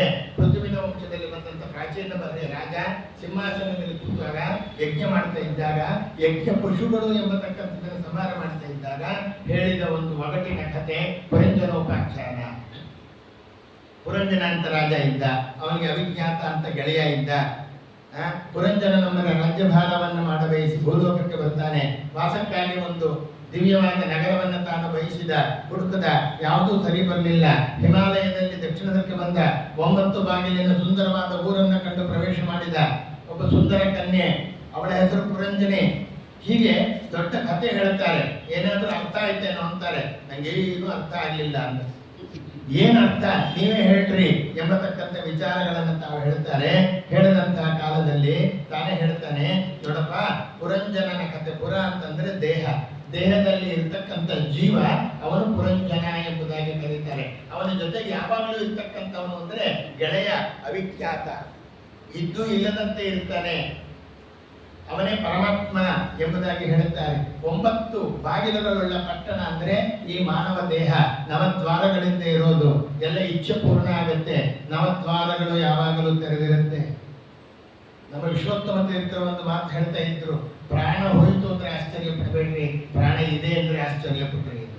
ಯಾಕೆ ಅಂದ್ರೆ ಒಂದು ಪಂಜರದಲ್ಲಿ ಎಲ್ಲ ಕಡೆ ಬಾಗಿಲಾಕಿರ್ತೀರಿ, ಪಕ್ಷಿ ಒಳಗೆ ಕೂತಿರುತ್ತೆ. ಪಂಜರದ ಯಾವುದಾದ್ರೂ ಒಂದು ಬಾಗಿಲನ್ನು ತೆರೆದರೆ ಪಕ್ಷಿ ಹಾರು ಹೋಗುತ್ತೆ. ನಮಗೆ 9 ದ್ವಾರಗಳು ತೆಗೆದಿದೆ, ಆದರೂ ಪ್ರಾಣ ಪಕ್ಷಿ ಒಳಗೆ ಕೂತಿದೆ, ಅದು ಆಶ್ಚರ್ಯ. ಅದು ಹೋದರೆ ಆಶ್ಚರ್ಯ ಅಲ್ಲ ಅನ್ನೋ. ಆದ್ದರಿಂದ ಇಂದ್ರಿಯಗಳಿಂದ ವಿಷಯಗಳು ಬರುತ್ತೆ, ವಿಷಯ ಬುದ್ಧಿಯನ್ನು ಸೇರುತ್ತೆ. ಹರಿ ಪ್ರೇರಿಸಿದಂತೆ ಕರ್ಮಗಳನ್ನು ಮಾಡ್ತಾ ಇದ್ದಾನೆ. ಈ ಶರೀರ ಅನ್ನೋದು ರಥ, ಜ್ಞಾನ ಇಂದ್ರಿಯ ಅನ್ನೋದೇ ಕುದುರೆ, ಕಾಲವೇ ಹಾದಿ, ಪುಣ್ಯ ಪಾಪ ಎಂಬತಕ್ಕಂಥ ಕರ್ಮಾದಿಗಳೇ ಚಕ್ರ, ವಾಯುವೇ ಅಚ್ಚು. 3 ಗುಣಗಳೇ ನಮ್ಮ ಧ್ವಜಗಳಿದ್ದಂಗೆ. ಪ್ರಾಣ, ಅಪಾನ, ವ್ಯಾನ, ಉದಾನ, ಸಮಾನ ಇವರು ನಿಂತುಕೊಂಡು ನಮ್ಮ ದೇಹದಲ್ಲಿ ನಿಯಂತ್ರಣವನ್ನು ಮಾಡುತ್ತಾರೆ. ಬುದ್ಧಿ ಅನ್ನೋದು ಸಾರಥಿ, ಮನಸ್ಸು ಅನ್ನೋದು ಲಗಾಮು, ಹೃದಯ ಅನ್ನೋದು ಭಗವಂತ ಕೂತ್ಕೊಳ್ಳುವಂತ ಆಸನ. ಸುಖ ದುಃಖ ಕರ್ಮದ ಫಲಗಳು ನೊಗದ ನೂಕಿಗಳು. ಚರ್ಮ, ತ್ವಕ್ಕು, ಚರ್ಮ, ಮಾಂಸ, ಮೇಧಸ್ಸು, ಮಜ್ಜ, ಅಸ್ಥಿ ಇದೆಲ್ಲ ಅದು ಸಪ್ತ ಧಾತುಗಳು, ಅದು ಆವರಣ ಆಗಿದೆ. ನಾನು ಎಂಬತಕ್ಕಂಥ ಅಹಂಕೃತಿ ಏನಾದರೂ ತೊಲಗದು. ಲಿಂಗ ತನುವಿವರೆಗೆ ದಶೇಂದ್ರಿಯಗಳಿಂದ ಆವರ್ಕ. ಅನಾದಿಯಾದ ಲಿಂಗ ದೇಹ, ಮನುಷ್ಯನ ಸ್ಥೂಲ ದೇಹ ಧ್ಯಾನ ಪ್ರಕ್ರಿಯೆಯಿಂದ ಮೋಚಕವಾಗುತ್ತೆ. ಲಿಂಗ ದೇಹ ಭಂಗ ಆದರೆ ಅದು ಬಿಂಬಾಪರೋಕ್ಷ ಅಂತಾರೆ. ಹರಿಯ ಪ್ರೇರಣೆಯಿಂದಲೇ ಕರ್ಮಗಳನ್ನು ಆಚರಿಸಿದರೂ ಸರಿ, ಕರ್ಮ ಫಲ ಜೀವಿಗೆ ಹರಿಗೆ ಇಲ್ಲ. ಏನ್ರಿ, ತೇನ ವಿನಾ ತೃಣಮಪಿನ ಚಲತೆ, ಎಲ್ಲವನ್ನ ಭಗವಂತ ಮಾಡಿದ್ದಾನೆ, ಫಲ ಯಾಕೆ ನಮಗೆ? ನನ್ನ ತೊಡೆಯ ಮೇಲೆ ನನ್ನ ಮಗುವನ್ನು ಕೂಡಿಸಿಕೊಂಡು ಅಕ್ಷರಾಭ್ಯಾಸ ನಾನು ಮಾಡಿಸ್ತೇನೆ, ಮಾಡಿಸ್ತಾ ಇರೋನು ನಾನೇ, ಫಲ ನನಗಲ್ಲ ನನ್ನ ಮಗುವಿಗೆ. ಅದರಂತೆ ಭಗವಂತ ನಮ್ಮ ಕೈ ಹಿಡಿದು ಮಾಡಿಸ್ತಾನೆ, ಫಲ ಯಾರಿಗೆ? ನಮಗೆ, ಅವನಿಗಲ್ಲ ಎಂಬುದನ್ನು ತಿಳಿಯಬೇಕು. ಹರಿ ಸರ್ವತಂತ್ರ ಸ್ವತಂತ್ರ, ನರನು ಅಸ್ವತಂತ್ರನಾಗಿದ್ದಾನೆ. ಸೂತ್ರಧಾರ ನಾಟಕದಂತೆ ಜೀವಿತಾನೆ ಇದ್ದಾನಪ್ಪ ಎಂಬುದಾಗಿ ಹೇಳಿದರು. ಅಷ್ಟೊತ್ತಿಗೆ ತಾವು ಹೇಳ್ತಾ ಇದ್ದಾರೆ, ಪ್ರಚೇತಸ್ವರು ಎಂಬತಕ್ಕಂಥವರು 10 ಜನ ಇದ್ದರು. ರುದ್ರದೇವರಿಂದ ರುದ್ರಗೀತ ಅನ್ನೋದನ್ನು ಉಪದೇಶ ಪಡೆದು 10,000 ವರ್ಷಗಳ ಕಾಲ ಸಮುದ್ರದಲ್ಲಿ ಕುಳಿತು ತಪಸ್ಸನ್ನ ಮಾಡಿ ಮೇಲೆ ಬರ್ತಾರೆ. ಮೇಲೆ ಬಂದಾಗ ಎಲ್ಲ ಗಿಡಮರಗಳಿಂದ ಆವೃತವಾಗಿರುತ್ತೆ. ಆಗ ತಮ್ಮ ಒಳಗಿದ್ದ ಅಗ್ನಿಯನ್ನು ಹೊರಸೂಸಿ ಎಲ್ಲ ಗಿಡಮರಗಳನ್ನು ಸುಡುವಂಥ ಕಾಲದಲ್ಲಿ ಚಂದ್ರ ತನ್ನ ಮಾರಿಷ ಎಂಬ ಕನ್ಯೆಯನ್ನು ತಂದು, ಮಗಳನ್ನು ತಂದು ಮದುವೆ ಮಾಡುತ್ತಾನೆ. ಆ ಮಾರಿಷ ಎಂಬತಕ್ಕಂಥ ಕನ್ಯೆ ಯಾರು ಎಂಬುದಾಗಿ ಹೇಳಿದರೆ ವಿಷ್ಣು ಪುರಾಣದಲ್ಲಿ ಹೇಳ್ತಾರೆ, ಕಂಡು ಋಷಿ ಎಂಬತಕ್ಕಂಥ ಒಬ್ಬ ಋಷಿ ಇದ್ದಾರೆ. ಅಸ್ಯ ಸ್ತ್ರೀ ಬ್ರಹ್ಮಪಾಲ ಸ್ತೋತ್ರಸ್ಯ ಕಂಡು ಋಷಿ ವಿಶ್ವೇ ದೇವತಾ ಅಂತ ಹೇಳ್ತಿರಲ್ಲ, ಆ ಕಂಡು ಋಷಿ ಎಂಬತಕ್ಕಂಥವನಿದ್ದ. ಒಂದು ದಿವಸ ಸಂಧ್ಯಾವಂದನೆ ಮಾಡ್ತಾ ಇದ್ದಾನೆ. ಊರ್ವಶಿ ಎಂಬತಕ್ಕಂಥವಳನ್ನು ಇಂದ್ರ ತಾನು ಕಳಿಸಿದ. ಅವಳ ಹಾವಭಾವ ವಿಲಾಸದಿಂದ ಅವನ ಮನಸ್ಸನ್ನು ದೂರಿಕೊಂಡು ತನ್ನ ಆಶ್ರಮಕ್ಕೆ ಕರ್ಕೊಂಡೋಗಿ ಇಟ್ಕೊಂಡ. ಎಷ್ಟೋ ವರ್ಷಗಳನ್ನು ಕಳೆದ ಆಕೆ ಗರ್ಭವತಿ ಆದಳು. ಆಗ ನನ್ನ ತಪಸ್ಸು ಕೆಡಿಸಕ್ಕೆ ಇವನು ಕಳಿಸಿದ್ದಾನೆ ಅಂತ ಹೇಳಿ, ಇದಕ್ಕೆ ಕಾರಣ ನೀನಲ್ಲ, ಇಂದ್ರ ಇದ್ದಾನೆ, ನಿನಗೆ ಶಾಪ ಕೊಡಲ್ಲ, ಗರ್ಭವನ್ನು ಚೆಲ್ಲಿ ಹೋಗು ಅಂತ ಹೇಳಿಬಿಟ್ಟ. ಆ ಗರ್ಭವನ್ನು ಎಲ್ಲ ಗಿಡ ಮರಗಳಿಗೆ ಹೊರತುಕೊಂಡು ತಾನು ಹೊರಟೋಗ್ತಾಳೆ. ಹೊರಟೋದಾಗ ಚಂದ್ರ ಅದೆಲ್ಲವನ್ನ ಒಟ್ಟುಗೂಡಿಸಿ ಒಂದು ಕನ್ಯೆಯಿಂದ ಸೃಷ್ಟಿ ಮಾಡಿದ. ಅವಳು ಮಾರಿಷ, ಮರಗಳಿಂದ ಬಂದ ಕನ್ಯೆ ಅಂತ ಹೇಳ್ತಾರೆ. ಅವಳನ್ನ ಪ್ರಚೇತಸರಿಗೆ ಕೊಟ್ಟು ಮದುವೆಯನ್ನು ಮಾಡ್ತಾರೆ 10 ಜನರಿಗೆ. ದ್ರೌಪದಿಗೆ 5 ಜನ ಗಂಡಂದ್ರು ಮುಂದೆ, ಇವಾಗ 10 ಜನಕ್ಕೆ ಒಬ್ಬಳೇ ಹೆಂಡತಿ ಮಾರಿಷ ಅನ್ನತಕ್ಕಂಥ ಕನ್ಯಾ ತಾನು ಕೊಟ್ಟು ಮದುವೆ ಮಾಡ್ತಾರೆ. ಅವಳಲ್ಲಿ ಈ ದಕ್ಷ ಬ್ರಹ್ಮ ಇದ್ನಲ್ಲ ಮತ್ತೆ ಹುಟ್ಟಿದ, ದಕ್ಷನಾಗಿ ತಾನು ಹುಟ್ಟಿದ ಎಂಬತಕ್ಕಂಥ ವಿಚಾರವನ್ನು ತಾವು ಹೇಳುತ್ತಾರೆ. ಹೀಗೆ 4ನೇ ಸ್ಕಂದದ ವಿಚಾರವನ್ನು ಹೇಳಿ ಮುಂದೆ 5ನೇ ಸ್ಕಂದದಲ್ಲಿ ತಾವು ಹೇಳ್ತಾರೆ ಪ್ರಿಯವ್ರತನ ಕಥೆಯನ್ನು ಹೇಳ್ತಾರೆ. ಉತ್ತಾನಪಾದನ ಕಥೆ ಅಲ್ಲಿಗೆ ಮುಗಿಯುತ್ತೆ. ಪ್ರಿಯವ್ರತ ಅನ್ನೋನು ಮದುವೆ ಆದರೆ ಜವಾಬ್ದಾರಿ ಬರುತ್ತೆ, ಸಂಸಾರ ಸಾಕಬೇಕು, ಹೆಂಡತಿ ಮಕ್ಕಳನ್ನ ಸಾಕಬೇಕು, ಬೇಡವೇ ಬೇಡ ಅಂತ ಮದುವೆ ಆಗಲ್ಲ ಅಂತ ಇದ್ದ. ಭಗವಂತ ಸೂರ್ಯ ಏನ್ ಮಾಡ್ತಾನೆ, ಬೆಳಗ್ಗೆ ಬೆಳಕು ಕೊಡ್ತಾನೆ, ರಾತ್ರಿ ಬೆಳಕು ಕೊಡಲ್ಲ. ನಾನು ಕೊಡ್ತೀನಿ ನೋಡ್ರಿ ಅಂತ ಸೂರ್ಯನಂತೆ ಪ್ರಕಾಶಮಾನವಾಗಿ ರಥವನ್ನು ಕೂತ್ಕೊಂಡು ಮೇರು ಪರ್ವತವನ್ನ 7 ಸುತ್ತು ಸುತ್ತಿದ್ದಂತೆ. ಆಗ ಸ್ವಯಂಭೂ ಮತ್ತು ಬ್ರಹ್ಮದೇವರು ಬರ್ತಾರೆ. ಭಗವಂತ ಮಾಡಿದ ಒಂದು ಇದಕ್ಕೆ ಯಾರು ವಿರೋಧ ವ್ಯಕ್ತಪಡಿಸ್ತಾರಂತ. ಈಗೆಲ್ಲ 24 ಗಂಟೆನೂ ಬಿಸಿಲೇ ಇತ್ತು ಅಂತ ತಿಳ್ಕೊಂಡ್ರಿ, ನಿಮಗೆ ತಾಳಕ್ಕಾಗ್ತಾ ಇತ್ತು? ನಮಗೆ ಇಲ್ಲ. 12 ತಿಂಗಳು ಬೇಸಿಗೆ ಕಾಲ ಇತ್ತು, ತಾಳಕ್ಕಾಗ್ತಾ ಇತ್ತ? ಇಲ್ಲ. ಚಳಿಗಾಲ, ಮಳೆಗಾಲ, ಬೇಸಿಗೆ ಕಾಲ, ಹಗಲು ರಾತ್ರಿ ಇವೆಲ್ಲ ನಮ್ಮ ಒಳಿತಿಗೋಸ್ಕರ ಮಾಡಿರೋದು ಭಗವಂತ. ಅದನ್ನೇ ನಾನು ಮಾಡ್ತೀನಿ ಅಂತ ಹೊರಟಿಯೇನೋ ಬೇಡ ಎಂಬುದಾಗಿ ಹೇಳಿದಾಗ ನಿಲ್ಲಿಸಿದ. 7 ಪ್ರದಕ್ಷಿಣೆ ಬಂದ ಕೊರಗಳೇ 7 ದ್ವೀಪಗಳು ಆಯಿತು ಎಂಬುದಾಗಿ ತಾವು ಹೇಳಿದರು. ನವಖಂಡಗಳು ಎಂಬತಕ್ಕಂಥದ್ದಾಯಿತು ಎಂಬುದಾಗಿ ತಾವು ಹೇಳುತ್ತಾರೆ. ಆದ್ದರಿಂದ ಆ ಸ್ವಯಂಭೂ ಮನುವಿನ ಬ್ರಹ್ಮದೇವರ ಆದೇಶದಂತೆ ವಿಶ್ವಕರ್ಮನ ಮಗಳಾದ ಬರಿಷ್ಮತಿ ಅನ್ನೋಳನ್ನು ಮದುವೆ ಆಗ್ತಾರೆ. ಅವಳ ಮೇಲೆ 10 ಜನ ದೃಢಕಾಯ ಪುತ್ರರನ್ನು ಪಡ್ತಾನೆ. ಊರ್ಜಸ್ವತಿ ಅಂತ ಒಬ್ಬ ಹೆಣ್ಣು ಮಗಳನ್ನು ಪಡೆಯುತ್ತಾನೆ. ಅವರೆಲ್ಲ ಉತ್ತಮ ಮನ್ವಂತರ, ರೈವತ ಮನ್ವಂತರ, ತಾಪಸ ಮನ್ವಂತರ, ಮನ್ವಂತರಾಧಿಪತ್ಯವನ್ನು ಪಡೆಯುತ್ತಾನೆ. ಇದಾದ ಮೇಲೆ ಆ ಮಗಳ ಊರ್ಜಸ್ವತಿಯನ್ನ ಶುಕ್ರಾಚಾರ್ಯರಿಗೆ ಕೊಟ್ಟು ಮದುವೆ ಮಾಡ್ತಾರೆ. ಅವರಲ್ಲಿ ಹುಟ್ಟಿದವಳೆ ದೇವಯಾನಿ. ವೃಷಪರ್ವ ಎಂಬತಕ್ಕಂಥ ರಾಜನಿಗೆ ರಾಜಗುರುಗಳಾಗಿದ್ದಾರೆ ಶುಕ್ರಾಚಾರ್ಯ. ವೃಷಪರ್ವನ ಮಗಳು ಶರ್ಮಿಷ್ಠೆ. ದೇವಯಾನಿ ಯಾರಾಗಿದ್ದಾಳೆ? ಶುಕ್ರಾಚಾರ್ಯ ಮಗಳು. ಶುಕ್ರಾಚಾರ್ಯ ರಾಜಗುರುಗಳು. ಮೊನ್ನೆ ಹೆಣ್ಣು ಮಕ್ಕಳೆಲ್ಲ ಸ್ನಾನಕ್ಕೆ ಹೋಗಿರ್ತಾರೆ. ಹೋಗಿರ್ತಕ್ಕಂಥ ಕಾಲದಲ್ಲಿ ನಾರದರು ಬಂದರು. ಇವರೆಲ್ಲ ಬಟ್ಟೆ ದಡದ ಮೇಲೆ ಇಟ್ಟು ಹೋಗಿದ್ರು. ನಾರದರು ಬಂದರಂತೂ ಗಡಿಬಿಡಿಯಿಂದ ಬಂದರು. ಅವರವರ ಬಟ್ಟೆಯನ್ನೆಲ್ಲ ಉಟ್ಕೊಳ್ತಾ ಇದ್ದಾರೆ. ಶರ್ಮಿಷ್ಠೆ ಸೀರೆಯನ್ನ ದೇವಯಾನಿ ಉಟ್ಕೊಂಡ್ಬಿಟ್ರು. ದೇವಯಾನಿ ಸೀರೆ ಶರ್ಮಿಷ್ಠೆ ಉಟ್ಕೋಬೇಕಾಗಿ ಬಂತು. ನೋಡ್ತಾಳೆ, ತನ್ನ ಸೀರೆ ಅಲ್ಲ.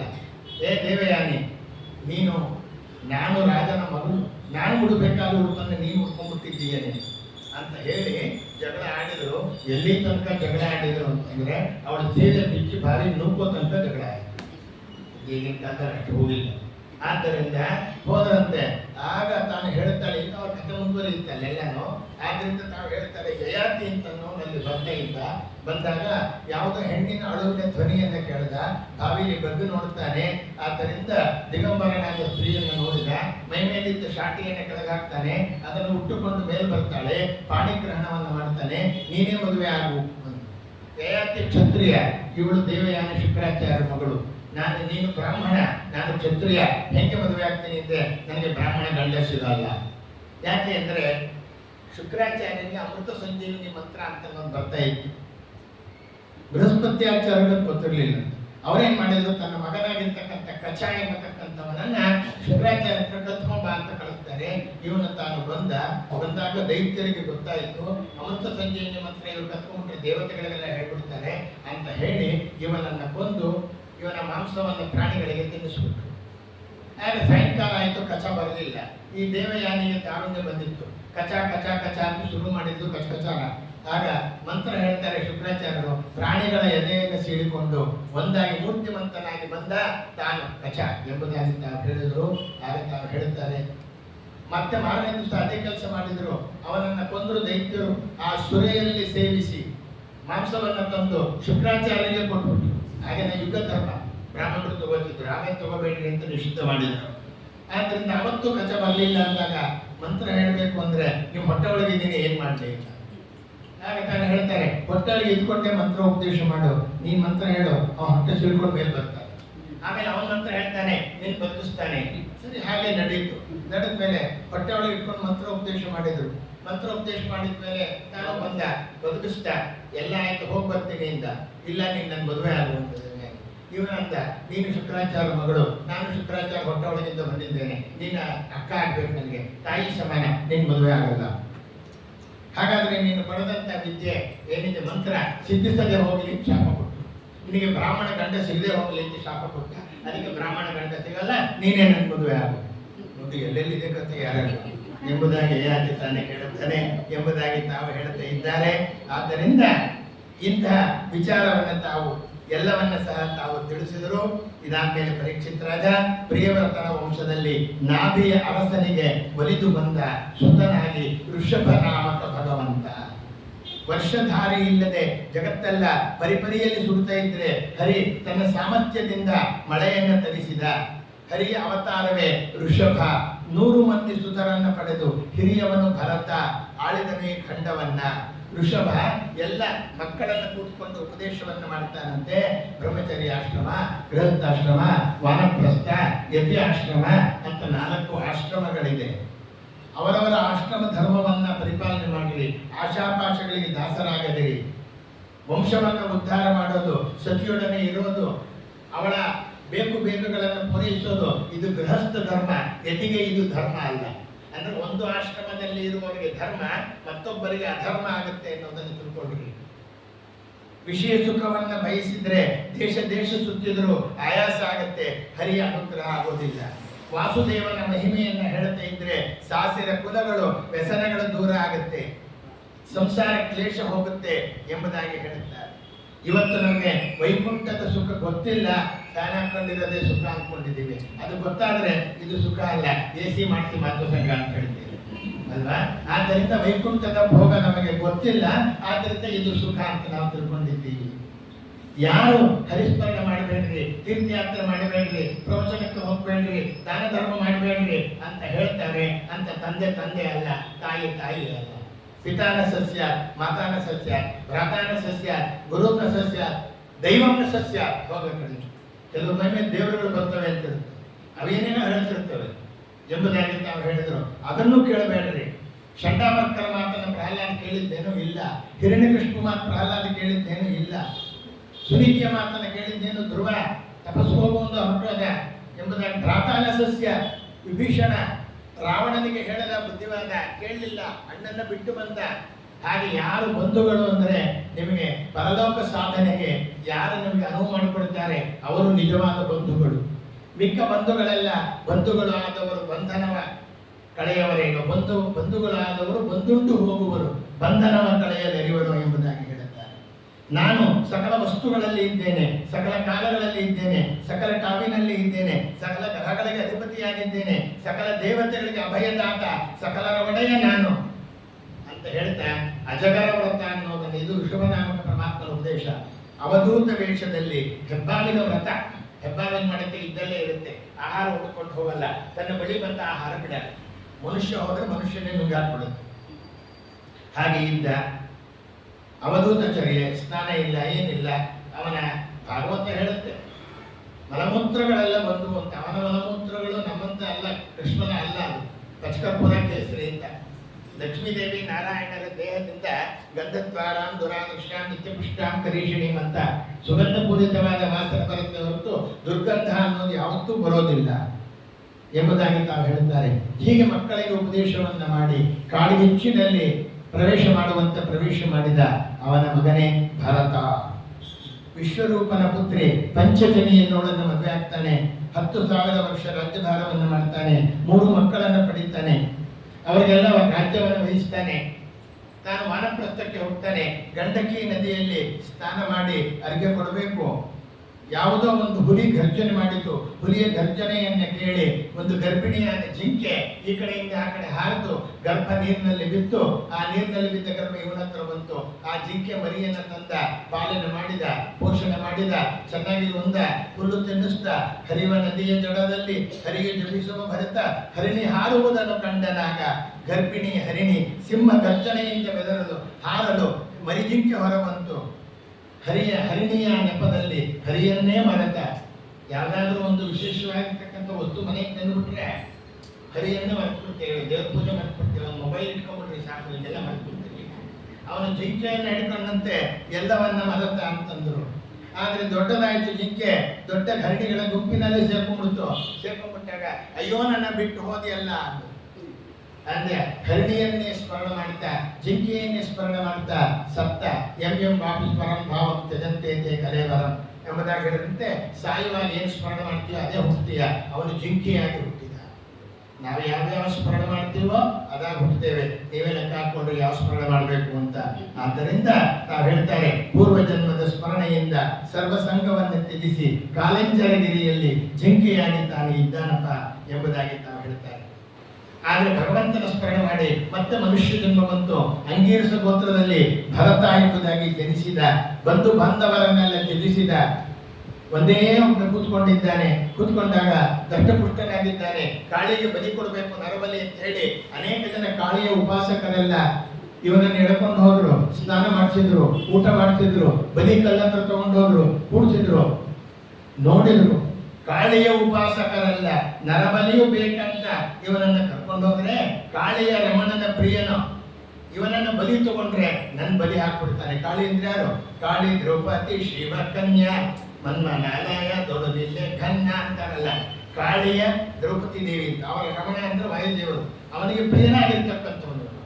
ಇವನನ್ನ ಬಲಿ ತಗೊಂಡ್ರೆ ನನ್ನ ಬಲಿ ತಗೊಂಡ್ಬಿಡ್ತಾನೆ ಅಂತ ಹೇಳಿ ಹರಿದಾಸರ ಭಾಗ್ಯ ಅಂದ್ರೆ ಇದೆ. ಪರಿವಾರ ದೇವತೆಗಳೆಲ್ಲರೂ ದೂರ ಸರಿತಾರಂತೆ. ಇವನು ಹರಿಯ ಭಕ್ತ ಎಂಬುದಾಗಿ ಹೇಳಿ ಹರಿ ಎಂದೊದರುವರು ನರರು ನರರಲ್ಲ ಸುರರೇ ಸರಿ ಗರುಡ ಗಮನನು ಎಡೆಬಿಡದೆ ತಲೆತ್ತಾನೆ ಎಂಬುದಾಗಿ ಹೇಳುತ್ತಾರೆ. ಹೆಂಗಿರ್ತಾನಪ್ಪ ಈ ಜಡಭರತ ಅಂತ ಇವನನ್ನ ಕರೆದ್ರು. ಮೂಕನಂತೆ ಬದಿರನಂತೆ ಸಕಲ ಜನರಿಗೆ ತೋರುತ್ತಾ ಮೂಕ ಬದಿರಂತಿಪ್ಪಾರೋ ನೋಡ್ಪ ಜನಕ್ಕೆ ಎಂದು ಒಂದು ಕಡೆ ಹೋಗಿ ಕೂತ್ಕೊಂಡ. ರಘುಗಣ ರಾಜ ಅನ್ನೋನು ಕಪಿಲ ನಾಮಕ ಭಗವಂತನ ಹತ್ತಿರದಲ್ಲಿ ತತ್ವ ತಿಳಿಬೇಕು ಅಂತ ಹೋಗ್ತಾ ಇದ್ದಾನೆ. ಹೋಗ್ತಾ ಇರ್ತಕ್ಕಂತಹ ಕಾಲದಲ್ಲಿ ಬೋಯಿ ಅಂತ ಕರೀತಾರ, ಪಲ್ಲಕ್ಕಿ ಹೊರವನ್ನ. ಒಬ್ರು ಕಡಿಮೆ ಆಯ್ತು, ಬಾರ ಇಲ್ಲಿಂದ ಪಲ್ಲಕ್ಕಿ ಹೊರವಂದ. ದೃಷ್ಟಪುಷ್ಟನಾಗಿದ್ದ. ಇವನಲ್ಲಿ ಗೊತ್ತ ಹೋಗ್ತಾ ಇದೆ, ಇರುವೆ ಹೋಗ್ತಾ ಇದೆ ಅಂತ ಕಾಲನ್ನ ಎತ್ತಿ ಹಾಕಕ್ಕೆ ಹೋದ. ಎತ್ತಿ ಹಾಕಕ್ಕೆ ಹೋದ, ತಲೆ ಬಡೀತು. ಸರಿಯಾಗಿ ನಡಿ, ನೀನು ನಿನ್ನ ಶಿಕ್ಷೆ ಮಾಡ್ತೀನಿ, ಚಾವಟಿ ಹೊಡಿಸ್ತೀನಿ ಅಂದ. ಹಿಂಗೆ ಮೆಲ್ಲನೆ ನೋಡ್ತಾನಂತೆ ರಾಜನನ್ನ. ರಾಜನಿಗೆ ಅವನ ದೃಷ್ಟಿಯಿಂದಲೇ ಮನಸ್ಸು ಪರಿವರ್ತನೆ ಆಯಿತು. ನನಗೆ ಹೊಡಿತೀಯ, ನನಗೇನು ಆಗಲ್ಲ. ಭಾರ ಹೊರ್ತೀನ, ನಾನು ಭಾರ ಹೊರ್ತಾ ಇಲ್ಲ ಅಂದ. ಏನು ವಿಚಿತ್ರವಾಗಿ ಮಾತನಾಡ್ತಾ ಇದ್ದಾನೆ ಅಂತ ಹೇಳಿ ಕೆಳಗಿಳಿಸ್ರಿಯಿಂದ ಪಲ್ಲಕ್ಕಿ ಕಳಿಸಿದ್ರು. ಏನಪ್ಪ ಹಿಂಗೆ ಮಾತನಾಡ್ತಾ ಇದ್ದೀಯಾ? ಯಾರು ನೀನು? ನಾಹಂ ವಸಾಮಿ ಇಂದ್ರಸ್ಯ ವಜ್ರ. ಇಂದ್ರನ ವಜ್ರಾಯುಧಕ್ಕೆ ನಾನು ಹೆದರೋದಿಲ್ಲ. ನಾಹಂ ಶಂಕೆ ಶಿವಸ್ಯ ಶೂಲ. ರುದ್ರದೇವರ ಶೂಲಕ್ಕೆ ಹೆದರಲ್ಲ. ನಾಹಂ ವಿಷಕ್ಕೆ ಯಮಸ್ಯ ದಂಡ, ಯಮದೇವರ ದಂಡಕ್ಕೆ ಹೆದರೋದಿಲ್ಲ. ಎಲ್ಲಿ ಬ್ರಾಹ್ಮಣರಿಗೆ ಅವಮಾನ ಆಯಿತು ಅಂತ ಹೆದರ್ತಾ ಇದ್ದೇನೆ ನಾನು. ನೀನು ಯಾರು ಹೇಳು? ರುದ್ರದೇವರ, ವಾಯುದೇವರ, ಭಗವಂತನ ಯಾರು ನೀನು ಹೇಳು? ನನ್ನನ್ನೇ ಕಪಿಲನಾಮಕ ಭಗವಂತ ಪರೀಕ್ಷಿಸಿ ಬಂದಿದ್ದೀಯೋ ಅಂದಾಗ ರಾಜ, ನಾನು ಯಾರೂ ಅಲ್ಲ, ಒಬ್ಬ ನರ. ನೀನು ಪಲ್ಲಕ್ಕಿಯಲ್ಲಿ ಕೂತಿದ್ದೀಯ, ನಿನ್ನನ್ನು ರಾಜ ಅಂತ ಯಾಕೆ ಕರೀತಾ ಇದ್ದಾರೆ ಅಂದರೆ ಎಲ್ಲರೂ ಸೇರಿದ್ದಾರೆ ರಾಜ ಅಂತ ಕರೀತಿದ್ದಾರೆ.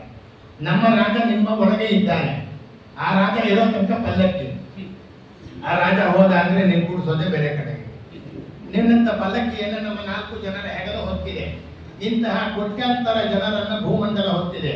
ಆ ಭೂಮಂಡಲಕ್ಕೆ ಆಧಾರಭೂತರಾಗಿ ಶೇಷದೇವರಿದ್ದಾರೆ. ಆ ಶೇಷದೇವರಿಗೆ ಆಧಾರಭೂತರಾಗಿ ವಾಯುದೇವರಿದ್ದಾರೆ. ವಾಯುದೇವರಿಗೆ ಆಧಾರಭೂತನಾಗಿ ಲಕ್ಷ್ಮೀದೇವಿ ಇದ್ದಾಳೆ. ಲಕ್ಷ್ಮೀದೇವಿಗೆ ಆಧಾರಭೂತನಾಗಿ ವಿಷ್ಣು ಕೂರ್ಮ ಇದ್ದಾನೆ. ಎಲ್ಲರನ್ನು ಹೊತ್ತಿರುವವನು ಅವನು. ಅವನೇ ಸೃಷ್ಟಿ ಮಾಡತಕ್ಕಂಥವನು ಜಗತ್ತನ್ನ, ಅವನೇ ಪರಿಪಾಲನೆಯನ್ನು ಮಾಡತಕ್ಕಂಥವನು ಜಗತ್ತನ್ನ, ಅವನೇ ಸಕಲರ ಪ್ರೇರಕ ಭಾಗ್ಯ. ಅಷ್ಟಕರ್ತೃತ್ವ ಅನ್ನೋದು ಅವನಿಗೆ ಇದೆ. ಧರೆಮಂಡಲವನ್ನು ರಚನೆ ಮಾಡಿದ್ದಾನೆ ಅಂತೆಲ್ಲ ಹೇಳಕ್ ಶುರು ಮಾಡಿದ. ಏನು ಉಪದೇಶ ಮಾಡ್ತಾ ಇದ್ದಾನೆ ಅಂತ ಕೇಳ್ತಾ ಕೂತ್ಕೊಂಡ್ಬಿಡ್ತಂತ ರೋಗರಾಜ. ಹೌದಾ? ಚಿತ್ರ ಜಗತ್ತನ್ನ, ಜಗತ್ತನ್ನ ಭೂಗೋಳ ರಚನೆ, ಖಗೋಳ ರಚನೆ ಎಲ್ಲ ಮಾಡಿದ್ದಾನೆ. ಅದನ್ನೆಲ್ಲ ವಿವರವಾಗಿ ಹೇಳ್ರಿ ಅಂತ ಒಬ್ಬ ರಾಜ ಅದನ್ನು ಕೇಳ್ತಾ ಇದ್ದಾನೆ. ಈ ಬ್ರಹ್ಮಾಂಡ ಅನ್ನೋದು ಭಗವಂತನಿಗೆ ಸ್ಥೂಲ ರೂಪ. ದಿನ ನಾವು ಹೇಳ್ತೀವಲ್ಲ, ಜಂಬೂ ದ್ವೀಪೆ, ಭರತ ವರ್ಷೆ, ಭರತಖಂಡೆ, ದಂಡಕಾರ. ಯಾಕ್ರಿ ಹೇಳ್ಬೇಕು? ಭಗವಂತನಿಗೆ ಅಡ್ರೆಸ್ ಗೊತ್ತಿಲ್ವಾ? ಅಲ್ಲ, ಬ್ರಹ್ಮಾಂಡ ಅಂತ ಅನ್ನೋದು ಅವನ ಸ್ಥೂಲ ರೂಪ. ಅದರ ಚಿಂತನೆ ಬರಬೇಕು ನಮಗೆ. ಅದಕ್ಕೋಸ್ಕರವಾಗಿ ತಾವು ಹೇಳ್ತಾರೆ, ಅದರ ವಿಸ್ತಾರವನ್ನು ಹೇಳ್ತೇನೆ ಎಂಬುದಾಗಿ ಹೇಳ್ತಾ, ಶ್ರೀಲೋಲನ ಪ್ರತಿಮಾ ರೂಪ ಇದು. ಪಾತಾಳ ಲೋಕದಲ್ಲಿ ಪಾದ, ಸತ್ಯ ಲೋಕದಲ್ಲಿ ಮುಕುಟ ಇದೆ. 1,00,000 ಯೋಜನೆ ಜಂಬೂ ದ್ವೀಪ ಇದೆ. 1,00,000 ಯೋಜನೆ ಲವಣೋ ನದಿ ಇದೆ. ಅದರ ಮೇಲೆ 1,00,000 ಯೋಜನೆ ವಿಸ್ತೀರ್ಣ ಮೇರು ಪರ್ವತ ಇದೆ. ಅದರ ಕುಕ್ಷಿಯಲ್ಲಿ ನವಖಂಡಗಳಿದೆ. ಗಂಧಮಾದನಾದಿ ಪಕ್ಷದಂತಿಪ್ಪ ಗಿರಿಗಳಿದೆ. ಗಿರಿಗಳಿಂದ ಝರಿಗಳು, ಝರಿ ಅಂದರೆ ನೀರು ಬರ್ತಾ ಇರತಕ್ಕಂಥದ್ದಿದೆ. ದೇವಚೂತ ತರು ಅಂತ ಅನ್ನೋದು ಬರುತ್ತೆ. ಮಾವನದು ದೇವತೆಗಳ ಒಂದು ಮಾವಿನ ಬೇರೆ. ರಸಪುರಿ ಬಾದಾಮಿ ಮಾವಿನ ಜೊತೆಗೆ ಅವ್ರ ಮಾವಿನ ಬೇರೆ. ಕಲ್ಪ ವೃಕ್ಷ ಫಲರಸ ಬರುತ್ತೆ. ಅದು ಅರುಣೋದ ಅಂತ ನದಿಯಾಗಿ ಹರಿಯುತ್ತೆ. ಸುರರು, ನರರು, ಗಂಧರ್ವರು, ಕಿನ್ನರರು, ನಾರಿಯರು ಆ ಜಲದಲ್ಲಿ ಕ್ರೀಡೆಯನ್ನು ಮಾಡ್ತಾರೆ. ಮೇರು ಪರ್ವತದ ಜಂಬೂ ವೃಕ್ಷ ಅಂತ ಇದೆ. ಅಲ್ಲಿ ಕರಿಯ ಗಾತ್ರದ ನೇರಳೆ ರಸ ಬೀಳುತ್ತೆ. ಅದರ ಮೇಲೆ ಸೂರ್ಯನ ಬಿಸಿಲು ಬಿದ್ದರೆ ಬಂಗಾರ ಆಗುತ್ತೆ. ದೇವನಾರಿಯರಿಗೆ ಆಭರಣ. ಮತ್ತೆ ನಮಗೆ ಸಿಗುತ್ತೆ ಅಂತ ಹೋಗ್ಬೇಡಿ, ನಮಗೆ ಸಿಗಲ್ಲ. ಸೂರ್ಯನ ಕಿರಣಗಳಿಂದ ಶಾಖವಾಗಿ ಹಿರಣ್ಯವಾಗುತ್ತೆ. ಕುಮುದಗಿರಿ ಅಂತ ಇದೆ. ಆಲದ ಮರ, ಶತವರ್ಷ ಕಾಂಡದೆ ಅಮರನಿಗೆ ಅಕ್ಕವನಿಸಿದ ರಥಗಳು ಸಿದ್ಧಿಸುತ್ತೆ. ಕಮಲ ಕೇಸರಿಗಳಂತೆ ನಾನಾ ನಾಮದ ಬೆಟ್ಟಗಳು ಇದೆ. ಅದರ ಮಧ್ಯದಲ್ಲಿ ಬ್ರಹ್ಮದೇವರ ಶತಕೋಟಿ ಎಂಬತಕ್ಕಂಥ ಪರ್ವತ ಇದೆ. ಭಗವಂತ ವಾಮನನಾಗಿ ಬಂದ, 3 ಪಾದವನ್ನು ಬೇಡಿದ. 1 ಪಾದವನ್ನು ಮೇಲೆತ್ತಿದ್ದಾಗ ಮೇಲ್ಗಡೆ ಲೋಕವನ್ನೆಲ್ಲ ಅಳೆದ. ಬ್ರಹ್ಮಾಂಡದ ಕರ್ಪರಕ್ಕೆ ಹೋಗಿ ಬಡಿತು. ಅವನ ಕಾಲನ್ನ ಬ್ರಹ್ಮದೇವರು ಹೊರಗೆ ಜಲ ಉತ್ಪನ್ನ ಆಯಿತು. ಆ ಜಲವನ್ನು ಶೇಖರಣೆಯನ್ನು ಮಾಡಿ ಅವನ ಕಾಲನ್ನೇ ತೊಳೆದರು. ಹರಿಯ ಕಾಲ ತೊಳೆದವನೊಬ್ಬ, ತೊಳೆಸಿಕೊಂಡವನೊಬ್ಬ, ಮೌಳಿಯ ಮೇಲೆ ಧರಿಸಿದವನೊಬ್ಬ. ಕಾಲ ತೊಳೆದವನು ಬ್ರಹ್ಮ, ತೊಳೆಸಿಕೊಂಡವನು ತ್ರಿವಿಕ್ರಮ. ಮೌಳಿಯ ಮೇಲೆ ಜಲವ ಧರಿಸಿದವನು ಶಂಕರ. ಹರಿಯ ಪಾದೋದಕ ಹರಿದು ಬಂದಿತು. ರುದ್ರದೇವರು ಧಾರಣೆ ಮಾಡಿದರು. ಧ್ರುವ ನಗರಿಗೆ ಬಂತು. ಶುಂಶುಮಾನ ಲೋಕಕ್ಕೆ ಬಂತು. ಎಲ್ಲರೂ ಧಾರಣೆ ಮಾಡಿಕೊಂಡರು. ರೋಮಾಂಚನವಾಯಿತು ಅಂತ ಹೇಳ್ತಾರೆ. ಹರಿದು ಬಂದಳು ಗಂಗೆ ಚಂದ್ರಮಂಡಲದ ಹಾದಿಯಲ್ಲಿ. ಬ್ರಹ್ಮನ ಶತಕೋಟಿಪುರದಿಂದ ಬಂದು ನೋಡ್ರಿ, ಭಗವಂತನ ಪಾದ ತಾಕಿದೆ ಗಂಗೆ, ಬ್ರಹ್ಮದೇವರ ಹಸ್ತವನ್ನ ತಾಕಿದೆ, ರುದ್ರದೇವರ ತಲೆಯನ್ನು ತಾಕಿದೆ. 3 ಸೇರಿಕೊಂಡು ಬಂದಿರತಕ್ಕಂಥದ್ದು. 4 ಶಾಖೆಗಳಾದ್ದು. ಸೀತ, ಅಲಕನಂದ, ಭದ್ರ, ಚಕ್ಷುಷ್. ನಮಗೆ ಸಿಕ್ಕಿರೋದು ಅಲಕನಂದ. ಹಿಮದ ಗಿರಿಯಲ್ಲಿ ತಾನು ಬಂದಿದ್ದಾಳೆ. ನಾರಾಯಣ ಅಲ್ಲಿ ನೆಲೆಸಿದ ಎಂಬುದಾಗಿ ಹೇಳಿದರು. ಮಗಳ ಮೇಲೆ ಅತಿಯಾದ ಪ್ರೀತಿ. ಅವಳು ಎಲ್ಲೆಲ್ಲಿ ಯಾವ್ಯಾವುದೋ ಹೆಸರಿಂದ ಹೋದ್ಲು ಅಲ್ಲೆಲ್ಲ ಬಂದು ನಿಂತುಕೊಂಡ. ಕಾಶಿಯಲ್ಲಿ ಬಿಂದು ಮಾಧವ ಅಂತ ನಿಂತುಕೊಂಡ. ಅಯೋಧ್ಯೆಗೆ ಬಂದರೆ ಸರಯು ಅಂತ ಬಂದವಳು ರಾಮನಾಗಿ ನಿಂತುಕೊಂಡ. ಯಮುನಾ ಅಂತ ಹರದ್ದು ಮಥುರಾದಲ್ಲಿ ಕೃಷ್ಣ ಅಂತ ನಿಂತುಕೊಂಡ ಎಂಬುದಾಗಿ ಹೇಳಿದರು. ಕಾವೇರಿಯಾಗಿ ಹರಿದಾಗ ರಂಗನಾಥ ಅಂತ ನಿಂತುಕೊಂಡ. ಕಡೆ ಸಮುದ್ರ ಸೇರಿದ್ದು ಮಲ್ಕೊಂಡ್ಬಿಡ್ತೀನಿ ಅಂತ ಸಮುದ್ರದ ಮೇಲೆ ಮಲ್ಕೊಂಡ್ಬಿಟ್ಟ. ವಾದಿರಾದ್ರಿಂದ ಅವರು ಹೇಳ್ತಾರೆ, ನವಖಂಡಗಳನ್ನು ವರ್ಣನೆ ಮಾಡ್ತಾರೆ, ನವ ಭಗವಂತ ರೂಪಗಳ ವರ್ಣನೆ ಮಾಡ್ತಾರೆ, ನವಸಂಖ್ಯೆ ಭಕ್ತರು ಅದನ್ನು ಅರ್ಚನೆ ಮಾಡ್ತಾರೆ ಅಂತ ಹೇಳ್ತಾರೆ. ಹರ ಉಮಾದೇವಿಯೊಡನೆ ಇಳಾವೃತ ಖಂಡದಲ್ಲಿ ಇದ್ದಾನೆ. ಸಂಕರ್ಷಣ ರೂಪಿ ಭಗವಂತನನ್ನು ಸ್ತೋತ್ರ ಮಾಡ್ತಾನೆ. ಹರಿವರ್ಷ ಖಂಡದಲ್ಲಿ ಪ್ರಹ್ಲಾದ ನರಸಿಂಹದೇವರ ಸ್ತೋತ್ರ ಮಾಡ್ತಾನೆ. ಕೇತುಮಾಲಾ ಖಂಡದಲ್ಲಿ ಪ್ರದ್ಯುಮ್ನ ಅವನನ್ನ ರತಿಪತಿ ಮನ್ಮಥ ಎಂಬತಕ್ಕಂಥ ಅವನು ಸ್ತೋತ್ರ ಮಾಡ್ತಾನೆ. ಹಿರಣ್ಮಯ ಖಂಡದಲ್ಲಿ ಮನು ಮತ್ಸ್ಯರೂಪಿ ಭಗವಂತನ ಸ್ತೋತ್ರ ಮಾಡ್ತಾನೆ. ಧರಣಿದೇವಿ ವರಾಹನನ್ನ ಉತ್ತರ ಕುರುಖಂಡದಲ್ಲಿ ಸೇವೆ ಮಾಡ್ತಾಳೆ. ರಾಮನನ್ನ ಪೂಜೆ ಮಾಡ್ತಾ ಜಪ ಮಾಡ್ತಾ ಕಿಂಪುರುಷ ಖಂಡದಲ್ಲಿ ಹನುಮಂತ ದೇವರಿದ್ದಾರೆ. ಭರತ ವರ್ಷದಲ್ಲಿ ನಾರಾಯಣ ಇದ್ದಾರೆ ತಪಸ್ಸಿನ ತರದಲ್ಲಿ. ನಾರದರು ಅವರನ್ನು ಸೇವೆ ಮಾಡ್ತಾ ಇದ್ದಾರೆ. ಹೀಗೆ ಯಾವ ಯಾವ ಖಂಡದಲ್ಲಿ ಯಾರ್ಯಾರಿದ್ದಾರೆ. ಇನ್ನು ಸವಿತ್ರ ಮಂಡಲ ಸೂರ್ಯಮಂಡಲವನ್ನು ಹೇಳ್ತೀನಿ ಕೇಳು. ರವಿಯ ರಥಕ್ಕೆ ಒಂದೇ ಚಕ್ರ, 12 ಗಾಲಿಗಳು, 3 ಗುಮ್ಮಗಳು, 12 ಗಾಲಿಗಳ 12 ಮಾಸಗಳು, ಏಕಚಕ್ರ ಸಂವತ್ಸರ ಚಕ್ರ. ಚಾತುರ್ಮಾಸ ಅಭಿಮಾನಿ ದೇವತೆಗಳು 4 ತಿಂಗಳು ಒಂದೊಂದು, ಅದೇ 3 ಗುಮ್ಮಗಳು. ತ್ರಿಕೋಟಿ 7,00,000 ಯೋಜನದ ಉದ್ದಕ್ಕೆ ಒಂದು ತುದಿ ಮೇಲ್ಗುರಿಯಲ್ಲಿದೆ, ಇನ್ನೊಂದು ತುದಿ ಮಾನಸೋತ್ತರ ಗಿರಿಯಲ್ಲಿದೆ. 7 ಕುದುರೆಗಳು, 7 ಛಂದೋಭಿಮಾನಿ ದೇವತೆಗಳು. ಅದನ್ನೇ ಗಾಯತ್ರಿ ಅಂತ ಕೆಲವರೆಲ್ಲ ತಗೊಂಡ್ಬಿಟ್ರು. ಹೆಣ್ಣು ದೇವತೆ 7 ಕುದುರೆ ರೂಪದಲ್ಲಿ 7 ಮುಖ ಇಟ್ಕೊಂಡ್ಬಿಟ್ರು. ಅದನ್ನ ಗಾಯತ್ರಿ ಎಂದ್ರು. ಗಾಯತ್ರಿ ಛಂದಸ್ಸಿನ ದೇವತೆಗಳಷ್ಟೇ ಅವರು. ಆದರೆ ಗಾಯತ್ರಿ ಭಗವಂತನೇ. 7 ಲಕ್ಷದ ಉದ್ದದ ನೊಗ. ಆಮೇಲೆ ವಾಲಕಿಲ್ಯರು 60,000 ಜನ ಕೂತ್ಕೊಂಡಿದ್ದಾರೆ. ದಿನ ಕಾಲಕ್ಕೆ ಅಂದಾಗಿ ಮಂದೆಯರು ಅನ್ನೋರು ಸೂರ್ಯ ಚಂದ್ರನ ಹಿಡಿಯಕ್ಕೆ ಬಂದಾಗ ಅರ್ಘ್ಯ ಕೊಟ್ಟು ಬಾಣವಾಗಿ ಹೇಳುತ್ತೆ. ಇಂತಹ ಸೂರ್ಯನ ರಥ, ರಥವೀತಿ, ಅಜವೀತಿ, ಗಜವೀತಿ ಅಂತ 3. ಯಾವಾಗ ಅಜವೀತಿಯಲ್ಲಿ ಹೋಗುವಾಗ ಆಡಿನಂತೆ ಹೋಗುತ್ತಂತೆ ಫಾಸ್ಟ್ ಆಗಿ, ಅವಾಗ ಹಗಲು ಕಮ್ಮಿ, ರಾತ್ರಿ ಜಾಸ್ತಿ. ಗಜವೀತಿಯಲ್ಲಿ ಹೋಗ್ಬೇಕಾದ್ರೆ ನಿಧಾನಕ್ಕೆ ಹೋಗುತ್ತೆ, ಹಗಲು ಜಾಸ್ತಿ, ರಾತ್ರಿ ಕಡಿಮೆ. ರಥವೀತಿಯಲ್ಲಿ ಹಗಲು ರಾತ್ರಿ ಸಮ ಇರುತ್ತೆ. ಈ ಸೂರ್ಯನ ಚಲನೆಯನ್ನು ಅನುಸರಿಸಿ ಕಾಲ ಧರ್ಮಗಳನ್ನ ನಾರಾಯಣ ನಡೆಸ್ತಾ ಇದ್ದಾನೆ. ಸೂರ್ಯಮಂಡಲದ ಮೇಲೆ ಚಂದ್ರ 1,00,000 ಯೋಜನದಲ್ಲಿ ಇದ್ದಾನೆ. ಆಮೇಲೆ ನಕ್ಷತ್ರಗಳು ಸುತ್ತದೇ ಇದೆ. ಅದರ ಮೇಲೆ 2 ಯೋಜನದಲ್ಲಿ ಶುಕ್ರಗ್ರಹ 2,00,000 ಯೋಜನ, ಬುಧ 2 ಲಕ್ಷದ ಅಂತರದಲ್ಲಿ ಅಂಗಾರಕ, ಶನೈಶ್ಚರ ಇವರೆಲ್ಲ ಇದ್ದಾರೆ. ಋಷಿಮಂಡಲ, ಧ್ರುವಮಂಡಲ, ಕಾಲಾಂತರ್ಗತ ಕಾಲ, ನಿಯಾಮಕ ಕಾಲ, ಅತೀತ ತ್ರಿಕಾಲಜ್ಞ, ಕಾಲ ಪ್ರವರ್ತಕ, ಕಾಲ ನಿವರ್ತಕ, ಕಾಲೋತ್ಪಾದಕ, ಕಾಲ ಮೂರ್ತಿತವ ದಾಸೋಹಂ. ಕಾಲಾಂತರ್ಗತನಾಗಿರ್ತಕ್ಕಂಥ ಹರಿ ಕಾಲ ನಿಯಾಮಕ ಅಂತ ಅನಿಸ್ಕೊಂಡು ಆದಿತ್ಯ ಮಂಡಲದ ಕೆಳಗೆ ಇರುವುದು ರಾಹುವಿನ ಮಂಡಲ. ಮತ್ತೆ ಕೇತು ಚಂದದಿ ಇರುತ್ತಿಪ್ಪ. ಆದರದ ನವಗ್ರಹಗಳಲ್ಲಿ ಮಾಧವ ಶಿಂಶುಮಾರ ಅನ್ನಿಸ್ಕೊಳ್ತಾ ಪೂಜೆ ಮಾಡಿಕೊಡ್ತಾನೆ. ಭೂತಳದ ಕೆಳಗೆ ಇರೋದೇ ಅತಲ, ವಿತಲ, ಸುತಲ, ತಲಾತಳ, ಮಹಾತಳ, ಪಾತಾಳ. ಬಲಿ ಎಂಬ ಮಯಸುತ ರುದ್ರ, ಬಲಿ, ಮಯ, ಕ್ರೋಧವಶ, ಕಾಲಕನ್ಯಾ ಪುತ್ರರು ಹರಿಯ ಸೇವೆ ಮಾಡುತ್ತಾರೆ. ಮೇಲ್ಗಡೆ ಮೇಲೋಕ, ಓರ್ಲೋಕ, ಸುವರ್ಲೋಕ, ಮಹೋಲೋಕ, ಜನೋಲೋಕ, ಸತ್ಯಲೋಕ, ಎಲ್ಲಕ್ಕೂ ಮೇಲಿರೋದು ವೈಕುಂಠ. ಶ್ವೇತದ್ವೀಪ, ಅನಂತಾಸನ, ವೈಕುಂಠ. ಇವೆಲ್ಲ ಹೇಳಿದ್ರು. ಸ್ವಾಮಿ ಇವೆಲ್ಲ ಯಾಕೆ ಹೇಳ್ತೀರಿ ಅಂತ ಪರೀಕ್ಷಿತ್ ಮಹಾರಾಜ. ಯಾಕೆಂದ್ರೆ ಈ ಯಾವ ಲೋಕಕ್ಕೂ ನಾವು ಹೋಗಲ್ಲ, ನಾವೆಲ್ಲ ಹೋಗೋದು ನರಕಕ್ಕೆ. ವಸುಮತಿಯ ಮೇಲಿದ್ದ ಜನರು ಅಸುರ ಜನರೇ ಬಹಳ. ನರಕ ಎಲ್ಲಿದೆ ಹೇಳ್ರಿ? ಬ್ರಹ್ಮಾಂಡದ ಒಳಗಿದೆಯೋ ಹೊರಗಿದೆಯೋ ಎಂಬುದಾಗಿ ಹೇಳಿದರು. ಬ್ರಹ್ಮಾಂಡದ ಒಳಗೆ 14 ಲೋಕಕ್ಕೆ ಪ್ಯಾರಲಲ್ ಆಗಿ ನರಕ ಇದೆ. ಸಾವಿರಾರು ನರಕ ಇದೆ. ಅದರಲ್ಲಿ 21 ನರಕ ಹೇಳ್ತೀನಿ ಕೇಳು ಎಂಬುದಾಗಿ ಹೇಳ್ತಾರೆ.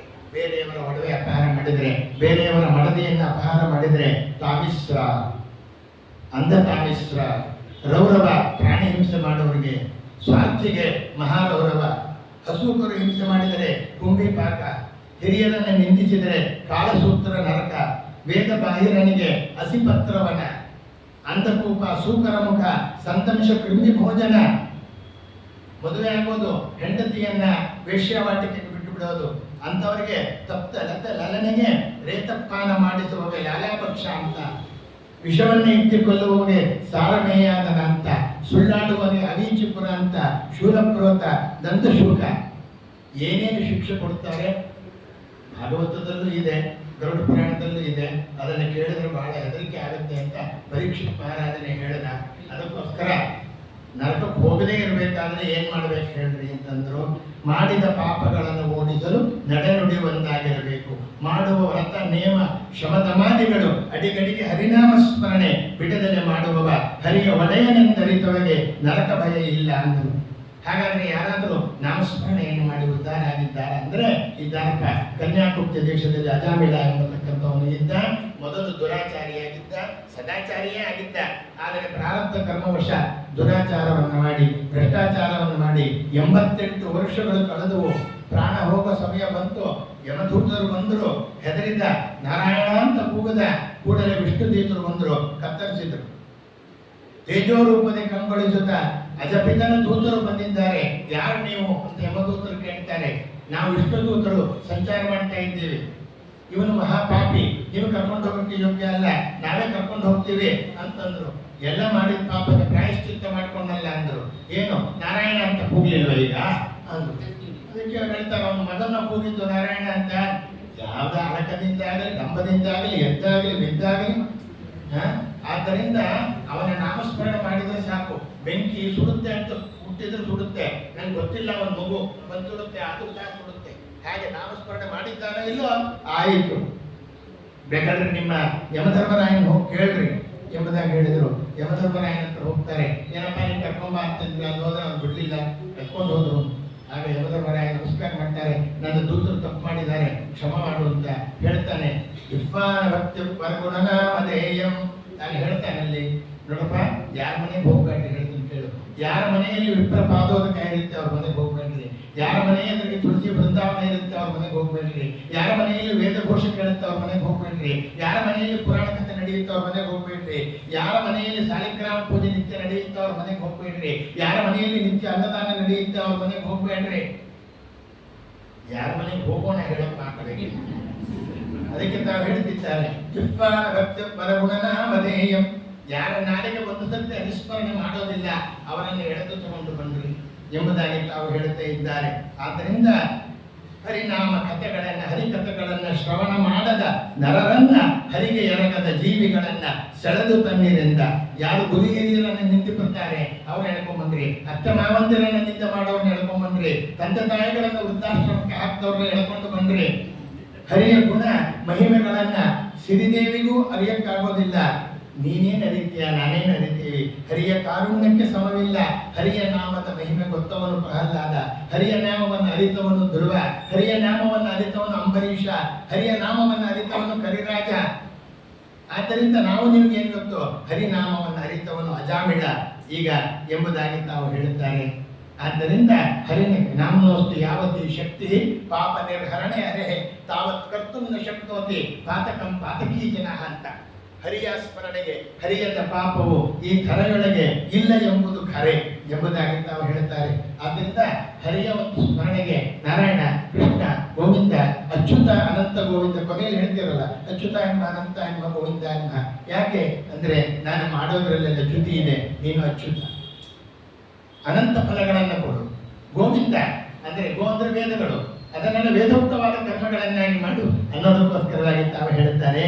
ಆದ್ದರಿಂದ ತಾವು ಹೇಳಿದರು ಹೀಗೆ ನಾಮಸ್ಮರಣೆಯ ಮಹಾತ್ಮೆ ಅಂತನ್ನೋದನ್ನು ತಾವು ಹೇಳಿದರು. ಇನ್ನ ಮಾರಿಷ ಎಂಬಲ್ಲಿ ಹುಟ್ಟಿರ್ತಕ್ಕಂಥ ದಕ್ಷ ಎಂಬತಕ್ಕಂಥವನಿದ್ದಾನಲ್ಲ, ಅವನಿಗೆ ಸೃಷ್ಟಿ ಮಾಡು ಅಂತ ಹೇಳ್ತಾರೆ. 10,000 ಜನ ಹರಿಯೇಶ್ವರು ಎಂಬತಕ್ಕಂಥವ್ರನ್ನ ಸೃಷ್ಟಿ ಮಾಡ್ತಾನೆ. ಅವನ್ನೆಲ್ಲ ಸೃಷ್ಟಿ ಮಾಡ್ರಿ ಎಂದರು, ಮಾಡ್ತೀನಿ ಅಂತ ಬರ್ತಾರೆ. ನಾರದರು ಬಂದರು, ಅನೇಕ ಪ್ರಶ್ನೆಗಳನ್ನು ಕೇಳುತ್ತಾರೆ. ಭೂಮಿಯನ್ನು ನಾಶಪಡಿಸುವ ಉಪಾಯ ಯಾವುದು? ಒಬ್ಬನೇ ಪುರುಷ ಇರೋ ರಾಷ್ಟ್ರ ಯಾವುದು? ಒಳಹೊಕ್ಕರ ಹೊರಗೆ ಬರಕ್ಕಾಗಲ್ಲ ಅಂತ ಮನೆ ಯಾವುದು? ಬಹುರೂಪ ಧಾರಣೆ ಮಾಡಿದಂಥ ಸ್ತ್ರೀ ಇದ್ದಾಳೆ ಯಾರು? ಕುಂಚಲೀಪತಿ ಆದ ಪುರುಷ ಯಾರು? ಎರಡೂ ದಿಕ್ಕಿಗೆ ಹರಿಯೋ ನದಿ ಯಾವುದು?